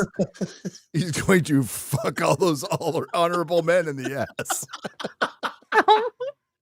It is my honorable duty to insert my penis into your ass. A friend does not let another friend not take him up the chocolate starfish. With honor. Fuck me. What the fuck is this shit? Can we get this over with? Can we talk about James Gunn being cock? I know. Can we hurry up? Talk about Hassan shocking his dog. Oh my god. Oh my God, this is so bad. I want to talk about fucking animal abuse. Oh man. Changed lives. That Ooh. seasons. Two seasons. seasons, bro. 2 seasons, bro. How many episodes? 8? Oh God, I hope it's 1. 1 per season. Dude, fucking like January is going to be kind of a shit show. Okay, we got one good show, hopefully, Night of the Seven Kingdoms, and then we have Wonder Man and Star Trek Discovery. Oh man, Wonder Man looking very meta. Yeah, which is interesting because the last time I checked, the last show they put out was Ironheart. So they're gonna go meta on race swapping characters after Ironheart. Funny. Well, we know if they go meta, we've already discussed on FNT, but we know if they go meta, it's all gonna turn out being no.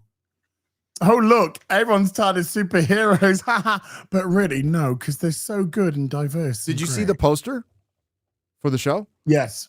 You sent us it. I did. Could you share it? I couldn't. I mean, it's in the DMs that you sent. Hold on. Mm-hmm. It's in the DMs that you sent it though.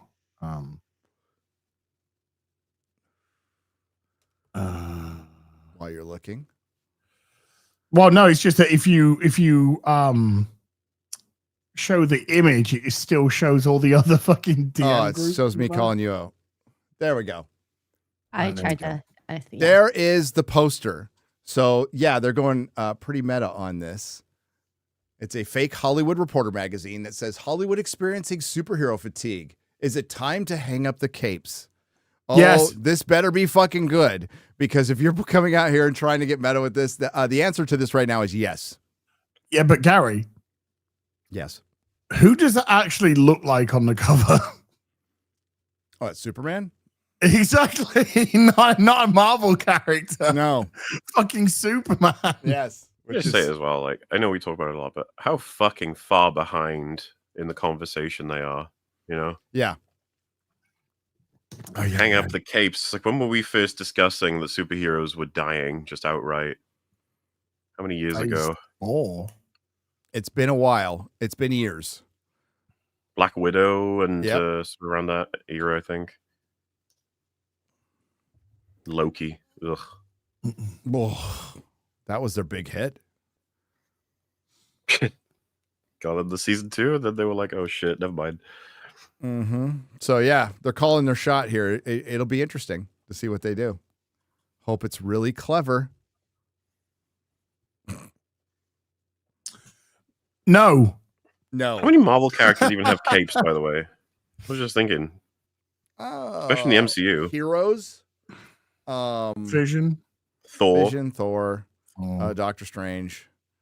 None of the like main ones though. Well, Thor Sentinel? would be in the MCU. Thor would be a main one, but Cap doesn't. Iron Man doesn't. Sometimes he doesn't even have his cape, Thor. Sometimes he does not have his cape. No capes. No capes. Not many. Yeah, not many at all. No. Do you remember Wonder Man? Wonder Man. I tell you what was interesting about that trailer, though. The first trailer they did for Wonder Man was the fact that they did have Wonder Man as a white guy in the TV shows. Mm-hmm. And of course, Wonder Man is white in the comics and has been race changed for this. So it's gonna, Are they actually gonna Are they have gonna have a real commentary about it, Yeah, or is which it gonna is- be no. like, hey, this is this played out trope of white guys? It's like, well, you never established Wonder Man, for one, if you want to get specific about that, and you've already established that you've already said that you're gonna recast Iron Man and Captain America and Thor. Like, they're gonna do a soft reboot and recast these characters. And yes, Kevin Feige did say we're eventually going to have to do that, which is something I can't recall. Some people have been saying that for years. That you don't kill off the character, you recast them. No actor is bigger than the character. no. Period. But who was it? Tarantino who said people aren't going to see Chris Yes. Evans or whoever. They're going to see Captain America. They're going to see the character, not the actor. It's true. It is. Do you see that post about how there's talks of getting like Hugh Jackman to play Wolverine well past the reset as well? Which some people are like, no, recast him, and some other people are just like, well, I mean, this just makes sense for them to do. Of course they would do this. Like they're panicking. It's crumbling apart. Absolutely. Okay. Throwing a shitload of money at Robert Downey Jr. to come back, and the only way he would come back is something slightly different. That was a panic move. Absolute panic move. And then scrapping everything you kind of had planned with Kang, it was a panic move. 100%. If Doomsday were coming out right now and the bad guy was Kang, we would be talking about whether or not it even breaks like fucking 500 million, I'd imagine. Yep. Well, this would have been Thunderbolts. Should have been the Kang Dynasty. That's right. It was should have in- been it was in Right, Avengers yeah, and everything Thunderbolts. Yeah, it was in its slot. But could you imagine if the timeline was like you're getting hyped up to watch Kang fight the Thunderbolts teamed up with the Fantastic Four or some shit, and Captain Falcon? Oh, I could never get. It's just hyped to that. unimaginably stupid, and they all sit there wondering like, how has this gone so wrong? Those Sit down. fans, We'll those talk toxic to them. fans, The Yeah. fans. those toxic But fans. we hear all the time coming out of these organizations. All the time, we keep hearing from the people that talk to us. They still think it's all your fault. Like you, as in the customer, they still blame the customer on not coming around to their way of thinking, and not going to change the fucking minds, and they're going to keep fucking going. Oh, Speaking of that, the GCU, the Gunn Cinematic Universe. It was very interesting last week. Self-inflicted gunshot wound. Yes. Peacemaker season 2 finale came out, and it was a genuine joy to watch a lot of people come to a realization at the same point. Oh, Gary, they have so many more to come. Those people But realizing what's going on. Sorry, don't you also think that it's really telling from those same people that all they are tuning in for are fucking seal claps? There was an element. Yes, there was a huge element of The that. cameos They were and- promised cameos and they didn't get it. And then, then the obvious statement follows is, well, if you need cameos in your show, then your show's not very good. I mean, Correct. there's that. There's also like I've never we've talked about this, like the difference between fan service and fan pandering, right? So take for example, you mentioning season 3 of Picard.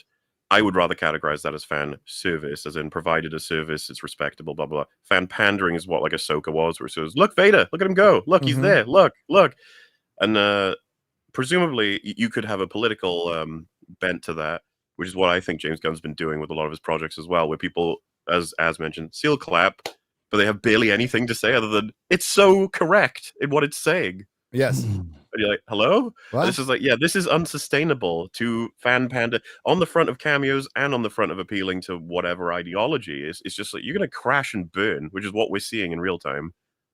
Yes. You have to build a story. You have to build story and character which has not been done. It's not even been consistent through the first 3 projects that we've had. I mentioned it yesterday, but the much maligned Snyderverse. Let's go to their first 4 projects, which were Man of Steel, Batman versus Superman, Suicide Squad, and Wonder Woman. You know what all of those movies did? They brought in a huge amount of money. Now, it was less than what Warner Brothers wanted. It was less than their expectations, especially for Batman versus Superman. But they all, like, go look at the box office total of Suicide Squad, then adjust it for inflation. They would kill for numbers like that right now. Oh, fuck yeah, 100%. The fascinating part of this discussion for me is when people say stuff like, it's not fair to say that Superman's got X amount of money or that Peacemaker's doing X amount of success when the films you're comparing it to that did better were in a better time. We're in a terrible time for the health of superheroes right now. You're like, we are talking about the health. That is relevant. Yes. Like, it can't be doing this bad at a time this bad. That's like, it compounds the issue. You shouldn't be using that as a defense. Like, oh, this means it's good. It's like, no. That's really bad. Like, it's really bad. Really, really bad. And as Drinker said in his video, you only get one chance at a first impression. And DC's already burned that, really, with the Snyderverse. And then they got rid of Snyder. Then they released multiple flops in a row. One including The Flash, that James Gunn said his favorite superhero movie. We thought he was full of shit, but he might genuinely, that might be the one time he told the truth, because I don't see any different from, I said it in my review, Superman is in line with Black Adam and Blue Beetle. They feel like they absolutely exist in the same universe. Sure. Totally. I'm still just struck by 2 seasons, free reign of a TV show, tell whatever story you want. Superman was 100% written, directed by him, and he gets Creature Commandos to a lesser extent, like a Drinker said in his video. It's nobody's really gonna care that much compared to something like a reboot of Superman. James Gunn didn't care that much as far as. Well, that's what I was getting at. Is like you've had like all of these chances already, and you fucking squandered them all. Absolute insanity. So first 3 projects, now 2 of them are TV shows, but first 3 projects for the DCU lined up against the first 3 projects of the Snyderverse, and it's not even fucking close. Nobody's gonna watch these TV shows. No. Nobody has. No. I saw the defense that Peacemaker knows how to tell a story. It knows when to begin and it knows when to end. It was just like, what are you talking about? Like, what are you talking about? It wasn't a fucking story. I just what fascinates me is all of the known criticisms of the state of superheroes. He did all the bad tropes, bad cliches, shitty dialogue, but he like somehow just gets away with it. Like, the core conceit of a lot of the show is insane amounts of multiverse, and everyone's like, haha, this is great though, because it pokes fun at it. All right, I'm looking at the Nielsen top 10 for September 8th through September 14th, 2025. Number 1, Wednesday. Number 2, Beauty in Black. Number 3, aka Charlie Sheen, which I recommend everybody see. Mahler told me to watch it, and I absolutely will pass that on. Only Murders in the Building. Number 4, The Summer I Turned Pretty. Number 5, The Great British Baking Show. Number 6, The Terminalist, Dark Wolf, which was pretty good. Go watch it. My life. I keep on saying my wife. I'm thinking I'm James Gunn. My life with My the wife got fucked, and I was in the cock chair. James Gunn's wife James with the Gunn. Walter Boys, Love Con Revenge, and Miss Rachel. What is not there? Alien Earth. And Peacemaker. And these are originals. And Alien Earth did way better than Peacemaker did. By the way. Yes. It did for a while. Oh, that fucking show. When It- that gets it fell off. It fell off. But the fact of the matter is, not enough people watched it. It was considered the most important thing to follow at Superman. It sets up elements for Man of Tomorrow, the Superman sequel that's going to be, this may surprise you guys again, so, be careful. Shit. It's going to be an ensemble piece. Yes. Yes. It's not a Superman movie. It's yeah. It's going to be an ensemble piece. The only thing connecting Creature Commandos, Superman, and Peacemaker are James Gunn. James Gunn. They're very James Gunn productions. But Rick Flag Sr.'s character is nowhere near consistent through. It's in all. By the way, Rick Flag Sr., even voiced by Frank Grillo, is in all three of these. Yes. And he's a wildly different character in all three of these. There's no connection whatsoever. And as we've said before, it is fine to make like a kind of an offshoot of your universe that's rated R on a streaming service when you've established your universe, when you're like 2 or 3 chapters in or phases and it's working. It's like, yeah, go be experimental, do shit like this. Peacemaker season 1 wasn't good. I didn't like it. Some people did, but I didn't like it. But it's way better than Peacemaker season 2. At least they told a fucking story in that one. It's a bunch of uninteresting characters I can give a shit about. Peacemaker season 2 existed so James Gunn could guarantee his wife can be potentially in every DCU project from here forward when they establish Checkmate. And you know how they did that? Remember how they did that in the finale? As all the girls got together. They got away from the men and the girls got together and hammered it out. And I haven't done, I haven't checked the screen Girls time. got it done, dude. They literally did the girls did it, get it done thing. And it feels like Harcourt has more screen time than Peacemaker in his own show. I guarantee you, if we go through the show, she has. I guarantee you. She has more action and superhero scenes than Peacemaker. Peacemaker spends a lot of time. Him out. She does. But she has more battles and fights with other people. He doesn't wear his costume at the end. He cries all the fucking time. I also saw that scene where she's yelling and punching in her car, and I was like, "Oh my god, that's the meme.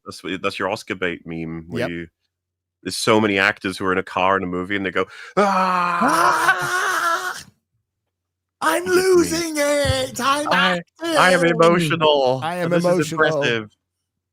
I'm an over-emotional woman who can't control her feelings. So, was that clip you were going to share, Mahler? Oh, you want the Disbrook clip? Yeah, I saw it thanks to Disbrew. Cut clip. Yeah. Thanks, Disbrew. Bring up the cut clip. It is a cut clip. Fascinating clip. Make a. Let's thanks, Disbrew. The entire clip gets weirder the longer you watch it. Every layer they add to it gets worse and more bizarre. You can never predict his next move. This is from Disbrew, the man who says yes, not years. Years. Yes. Yes. Yes. Yes. For 10,000 years. Yes. And I mean, I also understand that it must be weird seeing your wife kissing another person. Yeah. I don't ever think about it like that though. When Hello, two darkness, actors my old friend. Already such a good fucking clip. It looks like he's almost Play it caught again. off guard in the sense of like, why did you bring this up? Why is this being brought up? He looks so broken when she says it. It's like, oh God, she's saying it out loud. You're not supposed to talk about my king. Like, I believe you. I'm happy to believe he enjoys it, but he doesn't want to have to defend it publicly, really, right? I'm glad It's they have a like- Peacemaker helmet there. Something they didn't really fucking use that much in the series. Did he barely ever wore his fucking helmet? In the He beginning, barely wore his outfit. But as it went on, like he doesn't fucking wear it at all. No. Well, so you can see John Cena's face more. It's very clever like that. What, crying? I want to hear that whole part again. So start from the beginning. And I Look at mean, him. I also understand that it must be weird seeing your wife kissing another person. Yeah. I don't ever think about it like that. though. the way he turns his head. Oh my god. That body language, it looks like he's like, oh, we're This doing is the- this? We're having this conversation? This is a fucking iDubbbz and Anissa. Yeah. part. It is. It is. This is iDubbbz and Anissa. And The Anissa thing just is- fucking destroying his soul. It's so fucking weird. because it's Everybody like- for fucking sport. you can tell he's not like really in the mood to discuss this publicly, but he's the one that did all of it. Yes, he is. He's like, okay, I guess. Well, maybe you this know? is maybe Mrs. Gunn is practically writing these scripts. I did mention on Friday Night Tights that in an interview, Gunn mentioned that he and his wife have developed this entire backstory for Harcourt. By the way, a backstory that we have not gotten about previous abuse, something going on with her father. And I'm sure she is just like I'm sure she's the one who's come up with this entire backstory, and you're going to put this in here, you know? I mean, I understand happy wife, happy life, but that's like 1-to-1 with the lady who played the engineer, who said she has this huge backstory. Yep. Yeah. It's like, what the fuck are you talking about? Yeah, where was it? We create this backstory, like, well, we got none of it. Yep. But it's explosive explain. It's supposed to What did you just say? It's supposed to explain all her motivation as a character. Right. Do you know what it helps when your motivation is given to the audience so they can fucking kind of relate? helps. It kind of helps that I, as an audience member, and you guys know the motivation. That's fine as long as they put it in an interview. Oh, yeah. That nobody will fucking watch. Except us. Except us to ridicule. In detail. Fucking autistic detail. I want to see that look on his face again. Also understand Where's that it must Ad? be weird seeing your wife kissing another person. Yeah. It's great. It's so good. He's doing his hands when he just freezes up. He's like, what the fuck? That's what I mean. Your I'm wife totally imagining in kissing his head. another He's person. like, "We talked about this, dear. We don't need to say it publicly." But this is why it's iDubbbz and Asa. She's asserting dominance over her fucking property. I wear the trousers in this relationship, James. Somebody not needs you. As soon as she says that, he goes, "Yeah, somebody needs to put the hello darkness, my old friend." Slow zoom in on Slow his zoom face. in, He's yeah. like, what? Yeah. I don't ever think about it like that though. When two actors are on screen, it just doesn't. It doesn't feel. It feels so technical. Yeah. Sure. Well, and this was There's lights, especially and it's like this was especially technical because we had the Phantom camera and everything was in slow So cool. motion, Was and you guys cool. had to go Was- back in a certain way. Then you had to come together, and then You camera know what? rolled I'm back. looking at that Guys, kissing scene. It they doesn't have look to- that technical to me. Go away. This They is have to go away and then come back together. Oh my god. Has that ever been done in cinema before? who the fuck ever says like, "Oh, slow motion, commonly known with technical only in a scene." They never, that's what that is. Secondly, when is that ever a good thing? Like, remove the context of his wife being kissing other people, him filming it, describing an emotional scene between two characters as technical. That's like the opposite of what you should be doing. You should be like, no, we were so into the scene, we embodied these organic, characters, yeah. and yeah, that's what actors who have major chemistry will tell you. It's like it was almost real, that's. But you can't do that here. You can't say like, yeah, when I was kissing him, I was fucking loving it. It was amazing. It felt perfect. And what are you gonna do? James gonna be like, yeah, I felt it too.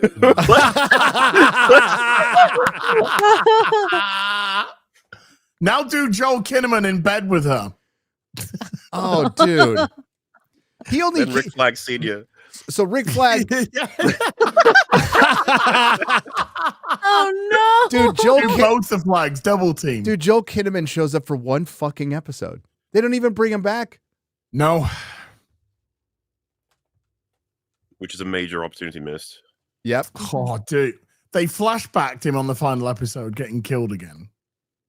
For a split second. Yeah, that's it. But that's like reused footage. But they brought him Yeah. in for a day just to specifically to cuck him. And to, Little well, for him projection to from fuck James Gunn's Gunn, wife, yeah. and then for him to be a retard afterwards, to be cucked by the other guy that was cucking James. Well, no, Gunn and on his then wife. his character in the DCEU, that's part of the DCU before they go into the other world, is cheating on the Enchantress with her. Harcourt. So making Yes. him a piece of shit too. Fuck this show. He's like the one I like. He's the one character I like in both movies, right? Yes. God. I actually have the his Suicide Squad, not the Suicide, but his No, the Suicide knockoff. Squad, Yeah, I need to find that 1 and one. 2. Yeah. I need Dude, to find it. it's crazy to think back. But like, I was quite invested in his fight with Peacemaker. Yep. Like the characters, what they both stood for, and how they came to that point. And then Bloodsport getting the two shots off, and they clash. Yeah. And I remember thinking at the time, like, Peacemaker survived. He got a building fall on him after getting shot in the throat. But Yep. okay, I guess. Dude, then he got 2 fucking seasons of this. I know it's, and this feels nothing like the Suicide Squad movie. Like I said, I can't speak to like whatever behind the scenes shit's going on, so maybe I'm completely out of left field here. But I would have thought you'd want to pick Bloodsport out of the 2 to make the TV show. Yeah, he was so much cooler. He was I supposed like to be Peacemaker in the movie, but no, and he was supposed to be Deadshot. Yeah, Bloodsport was supposed to be way Deadshot. prefer Idris Elba to Will Smith right now. I do too. I thought he was great. The camera ramps down.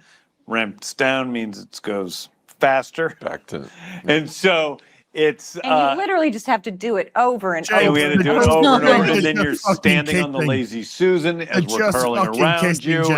And it wasn't only that I had to direct. So I don't know if you call that. You're probably gonna have to rewind. Yeah, he's in the middle of explaining just how technical it is. Right? Doesn't matter. Don't worry about it. Doesn't matter. And then it cuts to her, and she says, "We did it over and over and over." Let's hear it. Let's hear it. Let's hear it. And camera ramps coming down. In with the win. Ramps down means it goes faster. Back to and so it's. And you literally just have to do it over and over. And we had to do it over and over, and then you're standing on the lazy Susan as we're curling around you, and it wasn't only that I had to direct you kissing a man; it was that I had to kiss you directing a man in front you of. have to direct me. Oh God! What? Oh God! What? Like, how did you get into this position, Jen? He's the only one to blame.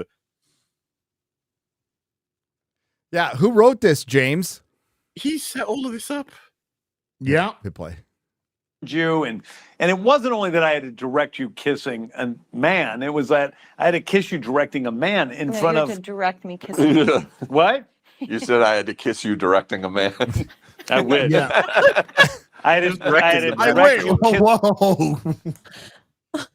James, I wish, James, you're not getting enough at home, sir. You know. Clearly. I wish I could kiss my wife. Wait, what? Did you hear what he just said? That's what everybody else said on the crew. Yeah. Imagine like. No, everyone else I is wish like, I no, could kiss James Gunn's wife. We're doing fine. We're doing fine kissing your wife, James. You can't assume the worst and be like, oh, so he's not able to do anything with her, and she says like, you could direct me doing it with someone else. Like, okay. By the way, What? John Cena. God damn it! As soon as I hit fucking ads, God damn it! I hit play, and you're like, we have this long fucking pause. I thought it was a natural break. By the way, Yeah, you gotta learn it. I do it on EFAP constantly. You just gotta keep rolling it back every time. Yeah. yeah, No, it's just funny. I don't care, but it's funny. I don't know if it's a problem with. I don't know if it's a problem with. Well, it probably is a problem with John Cena as well. I don't rate John Cena much as an actor. Sorry, John.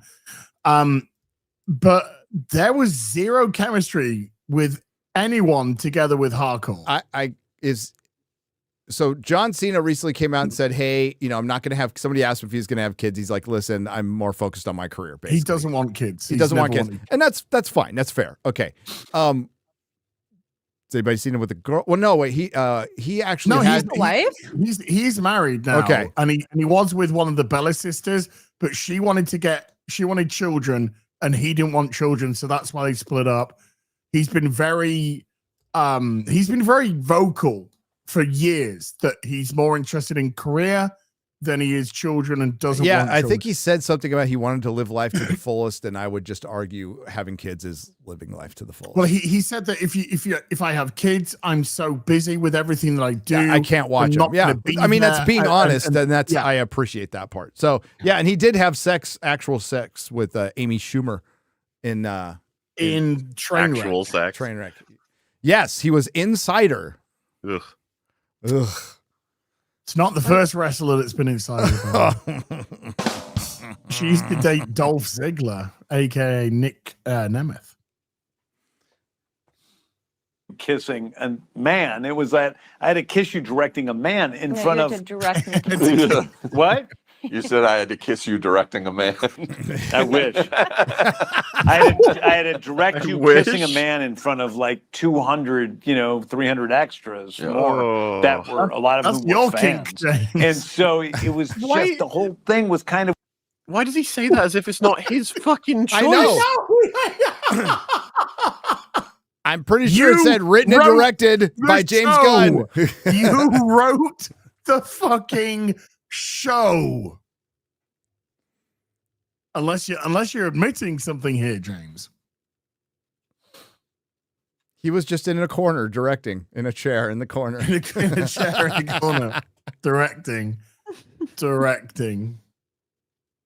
I had to direct you kissing a man in front of like 200, 300 extras more that were, a lot of whom were fans. And so it was just, the whole thing was kind of weird before it happened. I literally, I was uncomfortable about it admittedly. I was like, I don't want to do this. Like, I think we're getting that. Right? I don't want to do this thing that I wrote. I don't get it. It's Yeah. like, what are you talking about? Why did you write it that way, bro? Oh, maybe because his wife said, I want a more prominent role in this series. Or attach me to the main character. Mm-hmm. There's obvious reasons why you might do that.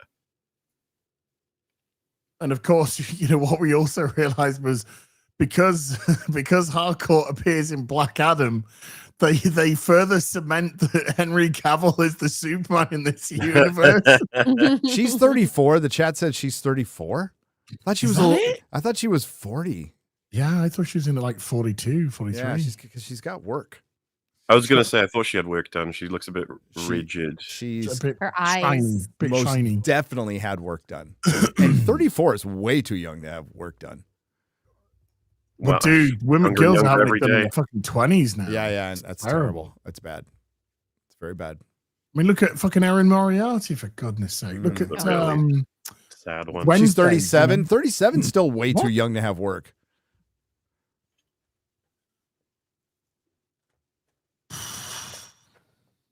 Hollywood. That's Hollywood, baby. Mm-hmm. Gotta look my best when my husband casts me in all these things. When I'm making out with other dudes.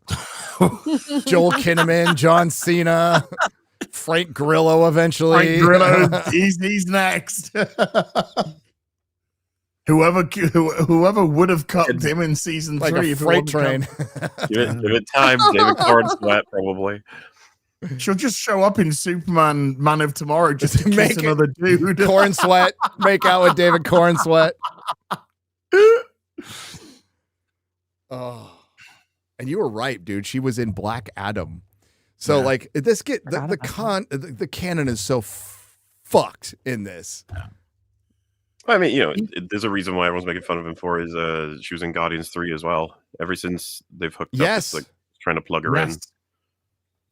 Well, I mean, in all fairness, James Gunn's superpower as a director is nepotism. Yes. Because Sean Gunn has always appeared in everything that he's done. I don't mind him as an actor. He's actually pretty good in Terminal List, but he's not Maxwell Lord, dude. What year was Terminal List? Terminal List was 3 years ago.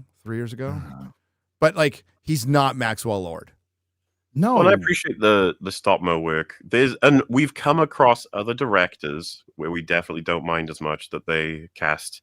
The best example here is Michael Rooker. James Gunn casts him all the time. Yeah. But all of us like Michael Rooker, so we're like, well, yeah. And I don't mind Sean Gunn. I think he's fine. He's fine. He's just not Maxwell Lord. Well, make him something else. What's happening here? The reason why Jennifer Holland gets targeted is she's just not very good. Like, yeah, sorry. She's not. She's a very, very basic actress who might be good as a third character in a sitcom. Yeah. Dude, should be good as maybe a second extra in a sitcom episode 2 of season 6. She is not like an action star, and they made her an action star in this. And this is, again, just to point out, consistency's a thing. This show is extremely girl boss. Oh, yeah. 1,000% girl boss. 1,000% intersectional feminism. It is a woke show. It is very much a woke show. But this one's getting a pass when it's doing the same fucking things that they've done in pretty much every D+ show for Marvel and Star Wars. The same thing thematically. Uncomfortable about it, admittedly. I was like, I don't want to do this. Like, I think we're but getting that right now. but then once we were doing it, I didn't give a shit. Like, Yeah. I was totally fine. Anissa coming in again. Anissa coming in again to destroy IDub. I am waiting for her to say, "You shit your pants."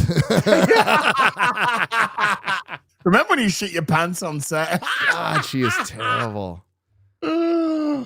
Oh God, it has that whole energy. Hey, is of that. iDubbbz missing a tooth? What was that? Or is he have No, like a gold? he's had it like a platinum bling? tooth or something. Oh, Yeah, God.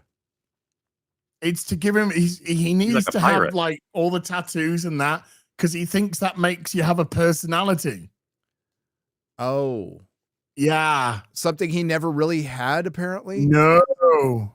Okay. Well, he used to, he once upon a time he used to before it sucked out of him, probably by a cocktail of drugs that he's on now, and also his wife just sucking the ever fucking life out of his soul out of his body. Just I think basic observation of somebody who might have done some previous study in the field. Most of the streamers are on drugs. he's on like Adderall. He's probably on- Lots he's of probably- fucking Adderall going on in the streaming world. Yes. Yeah. I literally, I was uncomfortable about it, admittedly. I was like, I don't want to do this. Like, I think we're getting that right now. but then once we were doing it, I didn't give a shit. Like, I was totally you fine. did. You instantly I was let it looking go. at the kiss as like, I'm fucking loving it because it's like these beautiful shots. I mean, some of our best shots ever. Okay. Best shots, some of our best shots ever. What, But to he the fucking keeps face, neck, and chest. He keeps saying this like he didn't write it. This is crazy. I know. Maybe he's disassociating. Dude, he's disassociating. He's got fucking disassociation. He must. There's no explanation for this. This is, as Disbrew said, bizarre. This is very bizarre behavior. Got to get everyone to appreciate just how many choices have to be made to make this thing that made him uncomfortable happen, right? Because you start because I know he's co-chairman, co-CEO, right? Yes. Or but he's like the creative head. He's the creative head, yes. So, and he created Peacemaker the character, and then he adapted him. it. Yes, you know what I mean. This as he stands in this, but very much made it a James Gunn character. Then Peacemaker the show, and then Harcourt. I know apparently she was in the comics as well, but obviously again, it's just he adapts, does whatever the fuck he wants. So he creates her, he casts his wife, casts John Cena, and then builds up all this like tension. Has more than one universe in which they are drawn to each other. Like you have to make this mistake many times to make all of these things happen. They're all built on all of your decisions. He's the one that made it explicit, continuous, and honestly way more involved than you'd like ever need it to be to show that they have a relation. You know what I mean? It's like you don't even have to go this far, but he kept making sure it went this far, and it's only technical, guys. Don't you worry. He chose to direct these scenes. You don't have to do that. Like you can leave it to any other person if you really, really want to. He wrote the scenes. Mm-hmm. I just don't understand what the fuck is going on here. It's technical. I think she wrote the scenes. That's what I think. I think she wrote all the fucking scenes and said, "Put that in there, husband." And he's like, "Okay." Well, when you said how they came up with their backstory, I'm just an opinion, but that in itself just leans towards James. This is what we should be doing with the character in the show. This is where she should be kind of. It does sort of lean into that, so I wouldn't be surprised at all. No, I think this is a husband and wife project. I think she has a lot of power and creative power in this. Why wouldn't she?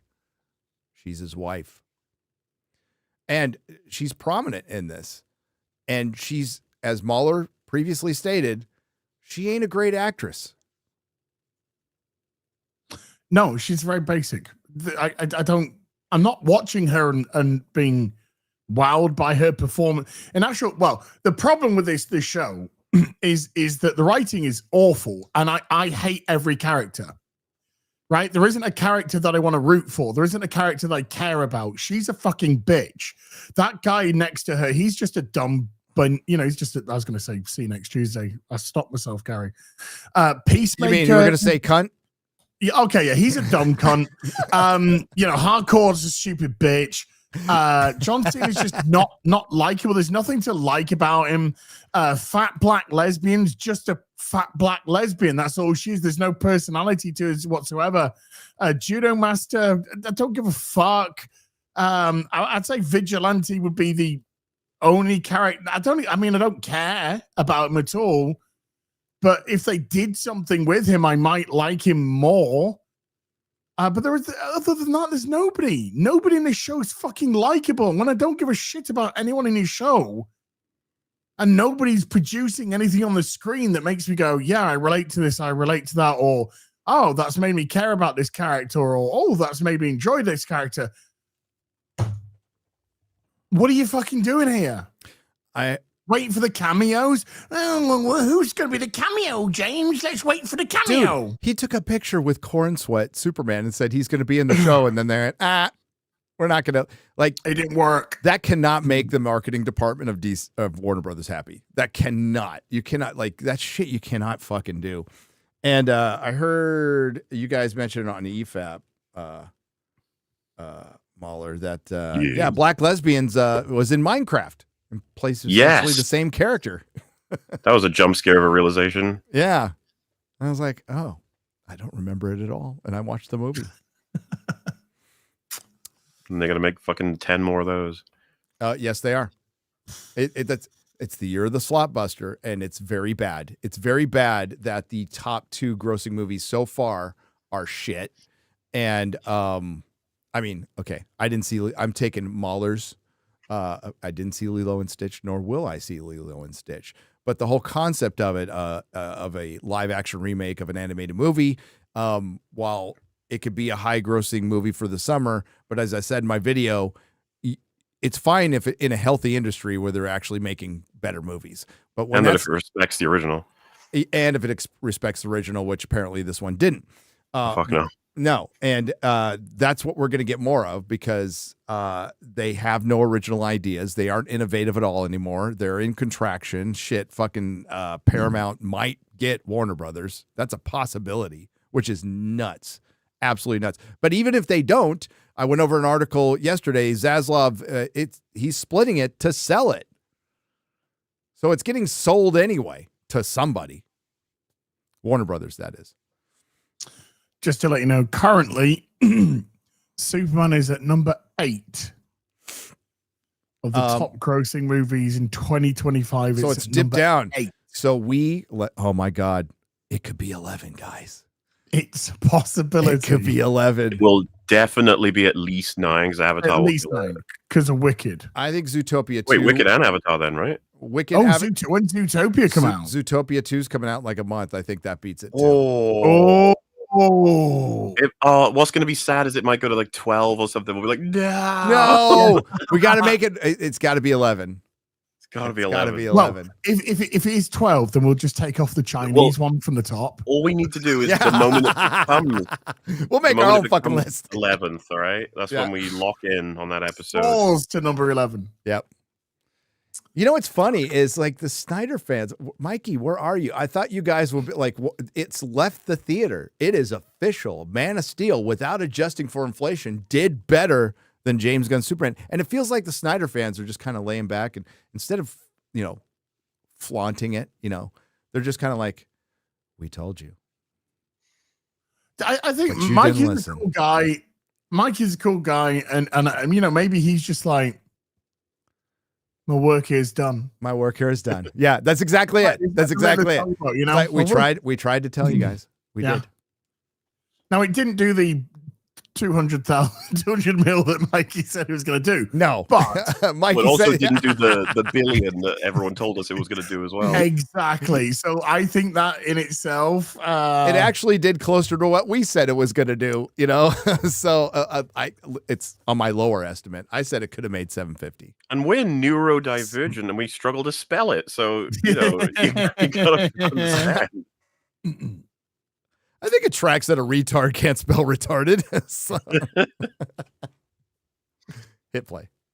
It was totally You fine. did. You instantly I was let it looking go. at the kiss as like, I'm fucking loving it because it's like these beautiful shots. I mean, some of our best shots ever That's from really the cool. series are in that sequence. By the way, I'm sure it wasn't great for John either. His wife Shay is Yeah, like she was there. down on the Shay the was sitting next beside me. level of.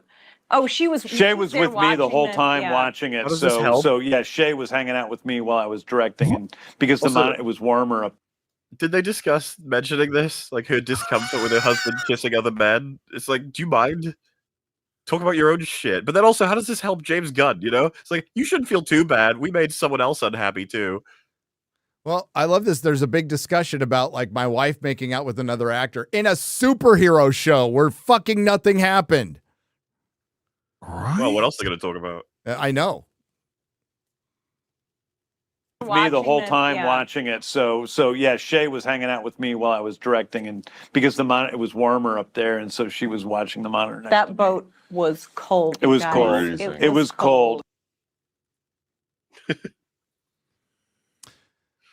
Okay. Each, you know? That was fucking weird. Yes. The DCU's in trouble. We've mentioned this. We mentioned it on Friday. Drinker made a very good video on it. Some people are saying that it's a bit premature to say this. No, it's not. Do you know how many times I fucking heard that? Do you know how many? I heard it with I'm telling you, I heard it when I said Thunderbolts was going to flop, when Captain African American was going to flop, when Fantastic Four was going to flop. I heard it just a bunch this year. I don't think it's premature to say that you're 3 projects into the DCU. None of them are even memorable. And if people want to clap back on Superman, I'll say this again. What's your memorable scene from Superman? What's your Superman moment? If I can That's- cite Chris Stuckman, who celebrated the film, he said he really loved all the moments with the Kents. Okay. 2 minutes. 2 minutes? I think you're over exaggerating there. Careful. All right, 90 seconds. But yeah, that's probably fair. I have, there isn't. No, the discussion about Superman is it's a success, it's not a success. That has dominated the success. Yeah. There's no breakdown of the plot. I love this, my favorite scene. If anything, the most memorable scene of Superman is without Superman. It's the Mr. Terrific scene. Yeah. Oh boy. Yeah.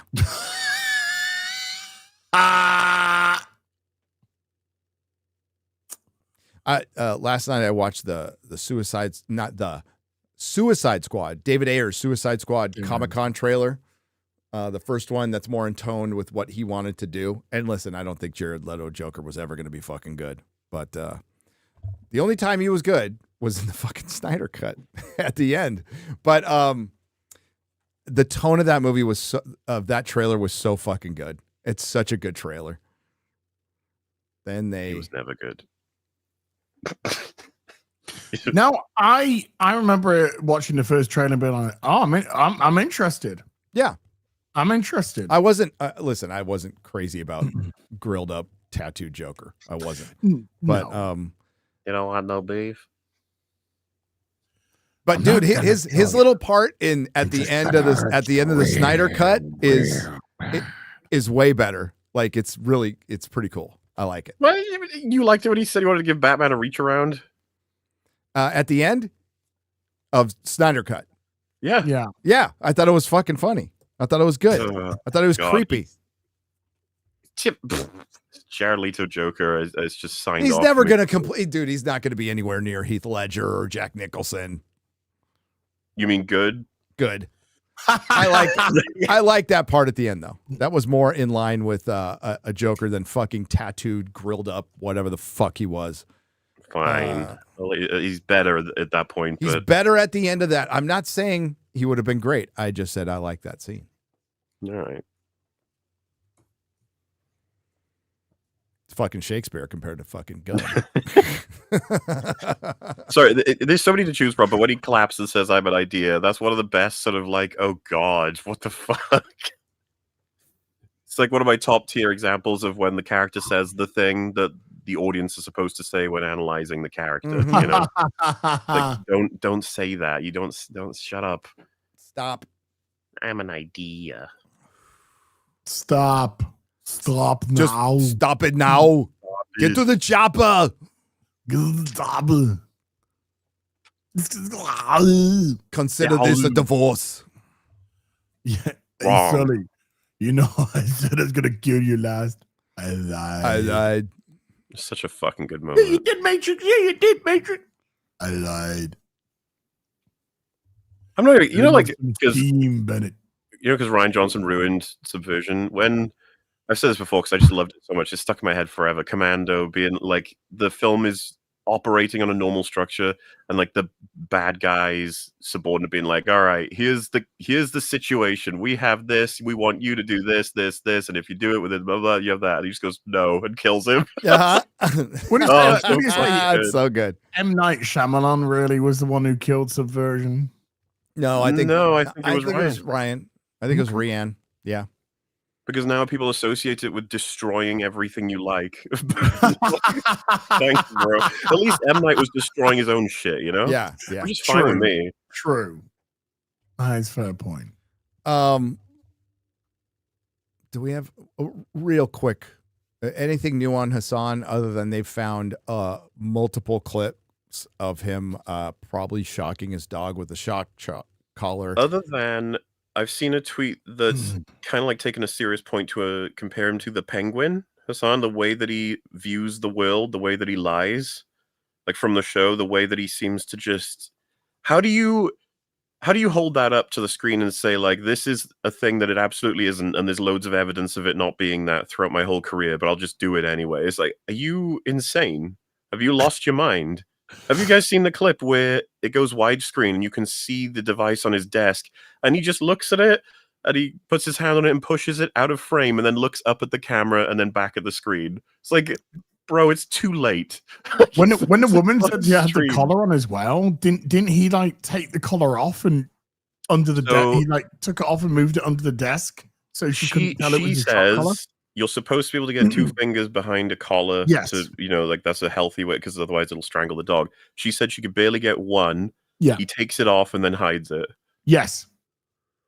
But These he clips takes are it off damning. under And the table so people couldn't see, or she couldn't see there was a shock collar. Among many, Ian and Anissa have already come out in major defense of him. It's like this has nothing to do. Like for a lot of these people, they were going to defend him no matter what he did. It didn't matter.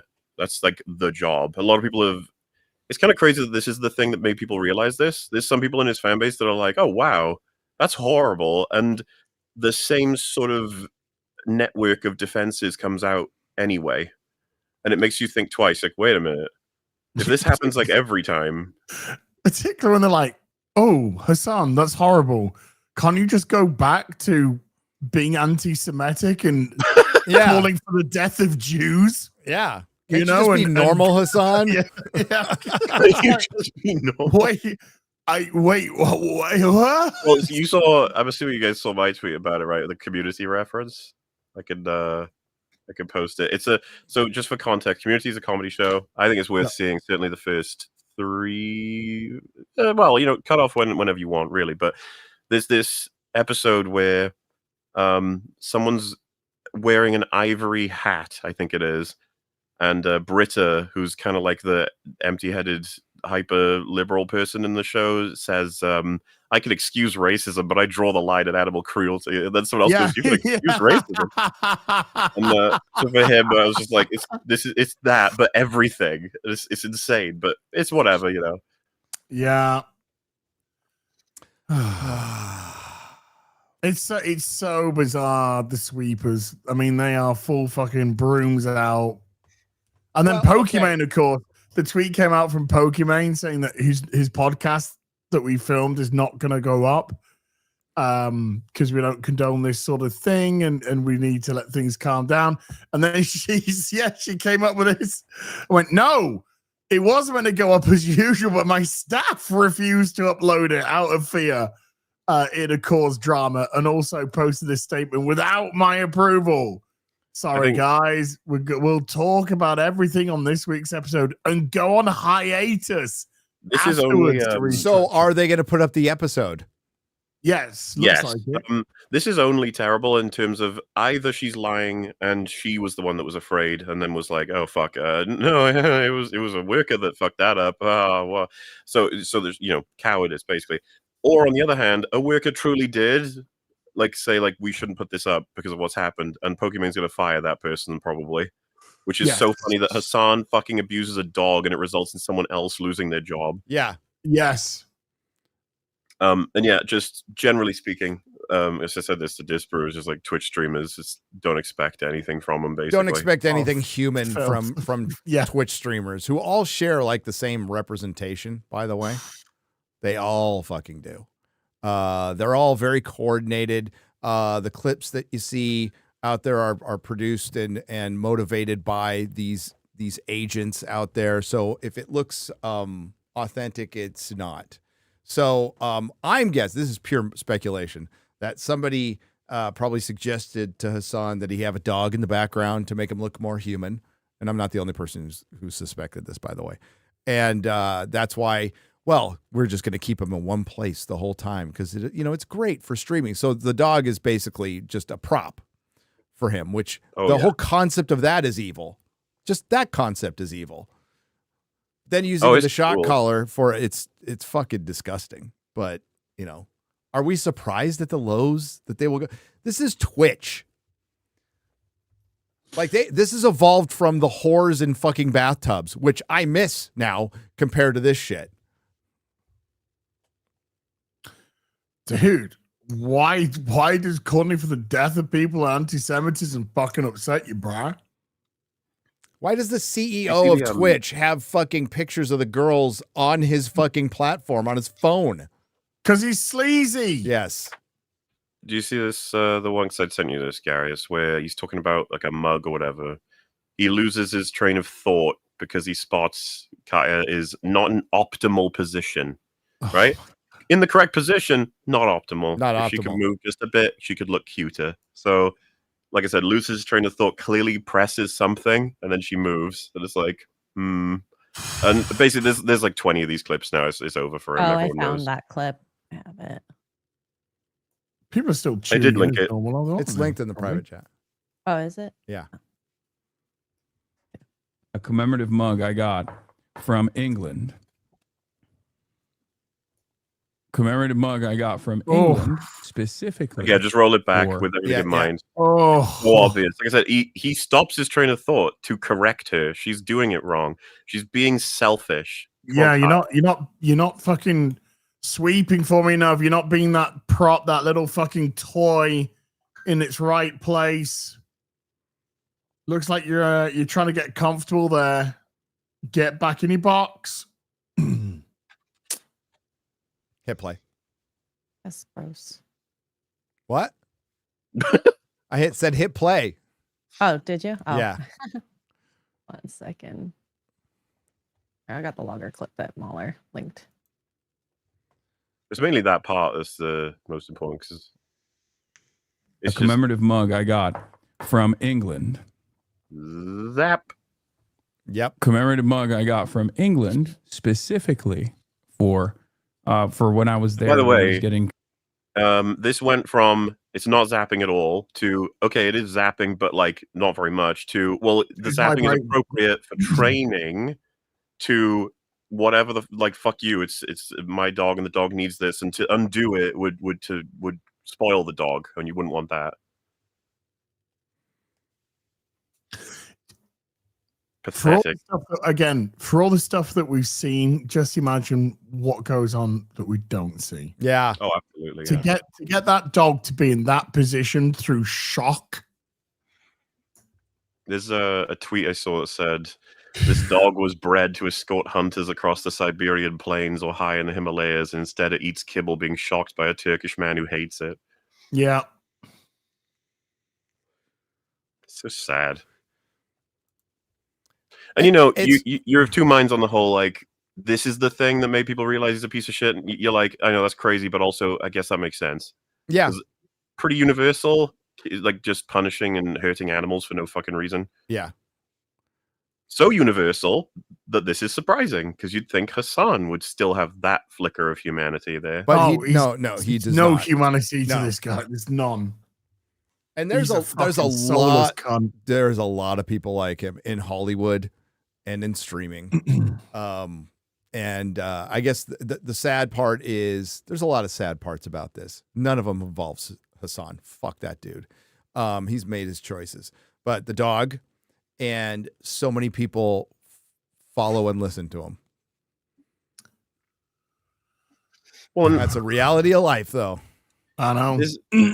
there's this thing we talk about all the time with movies, stories, hurting the dog or having a dog. It's just it's like a shortcut to getting the audience on the side of the character that has it, especially when there's like a symbiosis. When you remember Once Upon a Time in Hollywood, when at the end Brad Pitt and his dog take out all of the killers. It's fucking awesome. Yes, it is. It's, Love that or movie. I Am Legend, where his dog is super useful and saves his life. It's the kind of thing that endears the shit out of an audience.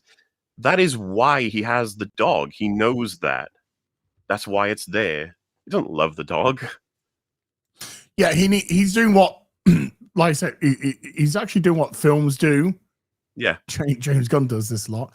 Is you put a pet in because people empathize towards the animal, and therefore, if the pet likes the person or if the pet is associated with the person, then the empathy transfers onto that person as well. So it's to try and, I mean, in his case, because I think he's a fucking soulless cunt. I think this guy's just a piece of fucking dog shit filth. When you to shop like that, you got to be some kind of sociopath. So this is committing acts on animals like this is like one step away from fucking serial killers. This is how serial killers psycho shit starts. Anyway, but I think he needs to have it because it's a kind of con that this guy must be nice because he's got an animal and then the animal must love him and he must love the animal, therefore he must have these emotional traits that he probably fucking doesn't because he's dead on the inside. Hideous. Probably an accurate assessment, I would guess. Let's get to the people after our Hassan update. He's still a cunt. Still a cunt. Crazy. He's still a cunt. Oh shit. So hasn't What changed. did I just do? It was my fault. I just fucking. That's okay. I'll get back there. Hang on. Ooh, doo doo, boop. Hassan's still a cunt. I just want to get one more in there. That's the key, right? You can say it. You just got to have a gap between the next time you say it. Yes. Hopefully that was. Hopefully it was long enough. Yeah. Wizard King of Geekdom for $20 says, when I was in high school, I dreamed of being a YouTuber. So that must not have been that long ago. Although YouTube's been around a long fucking time now. I never went through with it. After watching you guys, I finally decided to give it a go. Why? That's kidding. Thanks for the inspiration. My first video hit 300 views and my second flew past 3,000. That's fucking great. Nice. Yeah. Wow. I'm about to release an over 40-minute Final Fantasy. Is that 17? Right, girl? I think it's 14. 14. Okay. Because Final Fantasy 17 hasn't come out yet. 14. 17, 14. Because of Roman numerals? I would have thought you'd know that back to front. Nah. 14 video, but I have to make some changes to it to deal with SE's draconian usage rights. Square Enix's. Square Enix's. Okay. Oh, I knew that. didn't know that. Well, good luck. Dude, 3,000 on your second video is That's awesome. fucking brilliant. Absolutely brilliant. Dr. Desuk for 200 Danish krona says, hail big booty chickens in chat. And as you need a break from Battlefield, it's not good for your vocal cord. It's very, very true. It's For his very vocal true. for his vocal cord, it said too. Yeah, because there's not many left. The other, it's just been ripped It's just apart. one. Yeah. Thomas Maltabano for $49.99. How many more movies in the Conjuring universe until we get a top 11? And Patrick Wilson and Vera Farmiga, both reprising their roles in Annabelle Comes Home, if I'm not mistaken, and I rarely am, probably. Also, happy belated birthday, Mahler. Happy belated birthday, Mahler. Thank you. I think they have 10 in there, so one more, and they get their top 11. They do. Oh, and happy birthday to Mr. Porkchop today. Yes. Oh, happy Happy birthday, birthday. Mr. Pork Chop. And it's Charlie Kirk's birthday today. Oh, Yes. R.I.P. Gremlin and Koo. Did I say that right? X-Ray Girl, you think? I think Yeah. so. Okay. For 20, says, as you laugh about ghosts in space, you forget Jason was in space. Jason, yeah. Yes, he was. But I think they were intentionally jumping sharks. Yeah. Back then, they were just leaning into it for sure. Yeah. There's a lot of leaning into that kind of business back then. Fear the Tardo for 20. Tardo be insulted. Tardo know how shake hand. Tardo shake hand real good. Tardo may need help, go to bathroom, but can do lots of other stuff. Tardo can even see movies with dinosaurs, because dinosaurs go rah. Rah.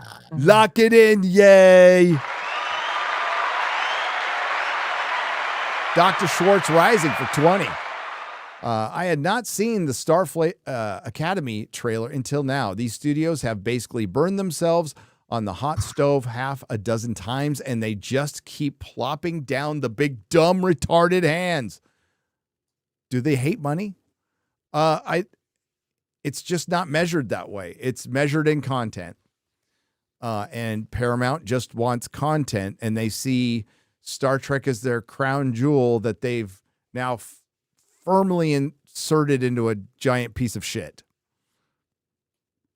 I have no other explanation other than we were talking about it with Kathleen Kennedy. It's these people are just dumb. They're just dumb. They are in control of a lot of money, and they're just dumb. Dojo Coder for 200 Czechoslovakian pesos. I have a theory. Gunn's wife caught him cheating, and this humiliation ritual is her way of punishing him without divorcing him. Look at how hard he's coping. That's actually a pretty good theory. I mean, You might actually be really close with that one. That's really good. You know, If he I does- think- yeah. Because we didn't did we talk about like the rumor about what's going to happen with James Gunn ultimately? No, we know, haven't like- talked about that rumor.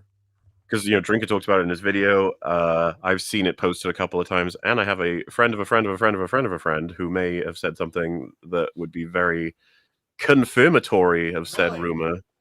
Yeah, I can tell you about that later if you want. But so for anyone who doesn't know, it's that if Warner bought out, the folks in charge don't want James Gunn to be leading DC, and that combine that with the poor results of his initial projects, that it's very likely that if that sale goes through, he's out. Oh, well. It's just, what a story, What a sad story. Okay. Well, let's- the whole I mean, the thing is that it wouldn't, none of this would surprise me, though, because the moment he announced his slate, I thought the whole thing was doomed anyway. And let's just say so far I ain't been proved wrong on that. Because what he's put out has been, I mean, I didn't even watch Creature Comforts. Nobody fucking did. Creature Comforts. Yeah, I said that. I said oh what I- my, what? You said Man Creature knows. Comforts. My slippers. Superman was shit, and Peacemaker was absolutely fucking wasn't that Peacemaker was just pathetic. It was like brand damagingly bad. Yes, it was. Somebody put up a tweet. We went over it on FNT that said, "If hey, I was a fan of Superman and I was a fan of Peacemaker season 1, but if Marvel had made something like Peacemaker season 2, y'all be tearing it apart, and it's getting a pass from some people, not us." But it's a great point. It's a great point, and you're absolutely right. total brand damaging. So I saw the rumor going around from Matt McGloin, Cosmic Book News. And while let's look at this logically, they can't get rid of him right now. They can, even if they wanted to, which I don't think they do, they can't. It would look fucking terrible. And they don't have another chance. They don't. They could try to rationalize it. Even the people who buy it can rationalize it in their head as much as they want. But if they fucking fire James Gunn and then try to launch another fucking DCU, I don't even know what the fucking, what would you call it at this point? Within even 5 years, you would call it DC Dead Company. That's what it would be. You don't have another shot at this. If you get a Man of Tomorrow, Superman 2, whatever the fuck he's making out, and it makes less money than Superman, along with Supergirl making less than half of Superman, and then on top of that, a Batman 2 that makes more than Superman, there is a common factor that has to be dealt with. Well, I mean, I think I think the reason people would believe this rumor right now is I don't, like Az said, I don't think it would be surprising. This hasn't been a good rollout at all. Like, not even in the least bit. This is highly disappointing. I think we were very open-minded when they did the announcement of him taking over, in the sense of like, what's his plan? And you can go back to that Real BBC episode where we watched through it. What an awful fucking plan. Yeah. Because the plan was, I'm making the stuff I like. That was his plan. I like this iteration of this character at this time. They're in it. There didn't seem to be any cohesion, any legitimate flow. And I think Superman proved that, because it was a fucking disaster of a mess of a film that, fine, get rid of origin story, but your world building is dog shit. You built nothing.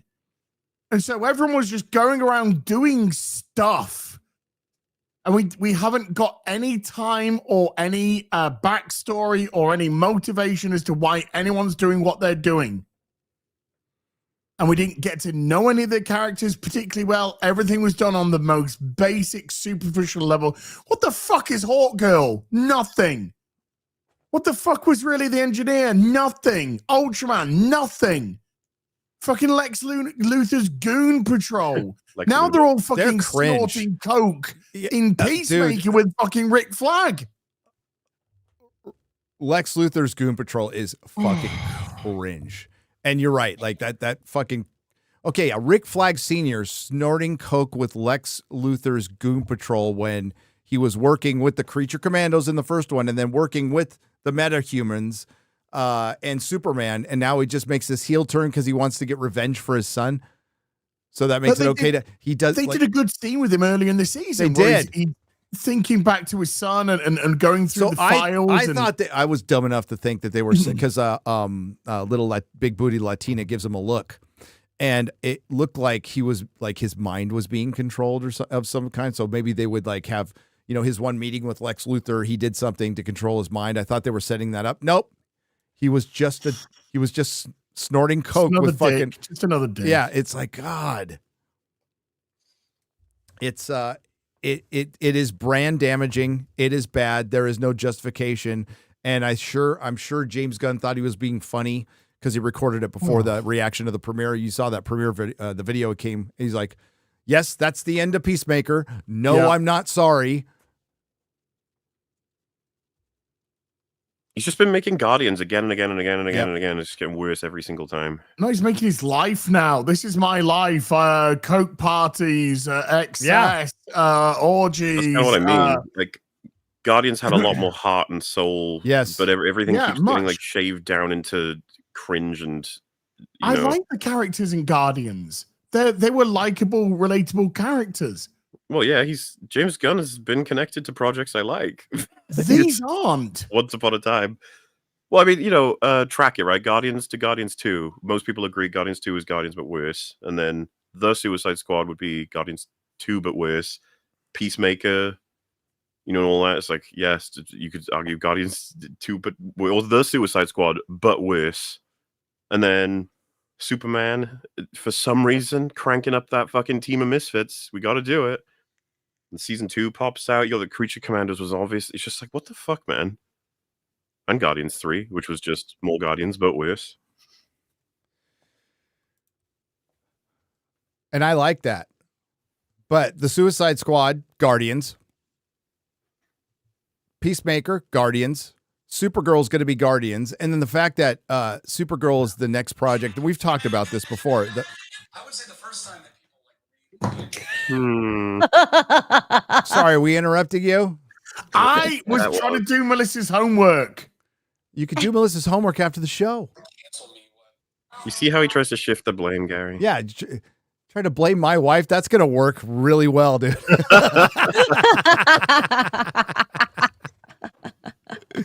So as we've said before, that I mean, like, I like Supergirl as a character. I think everybody likes Supergirl as a character.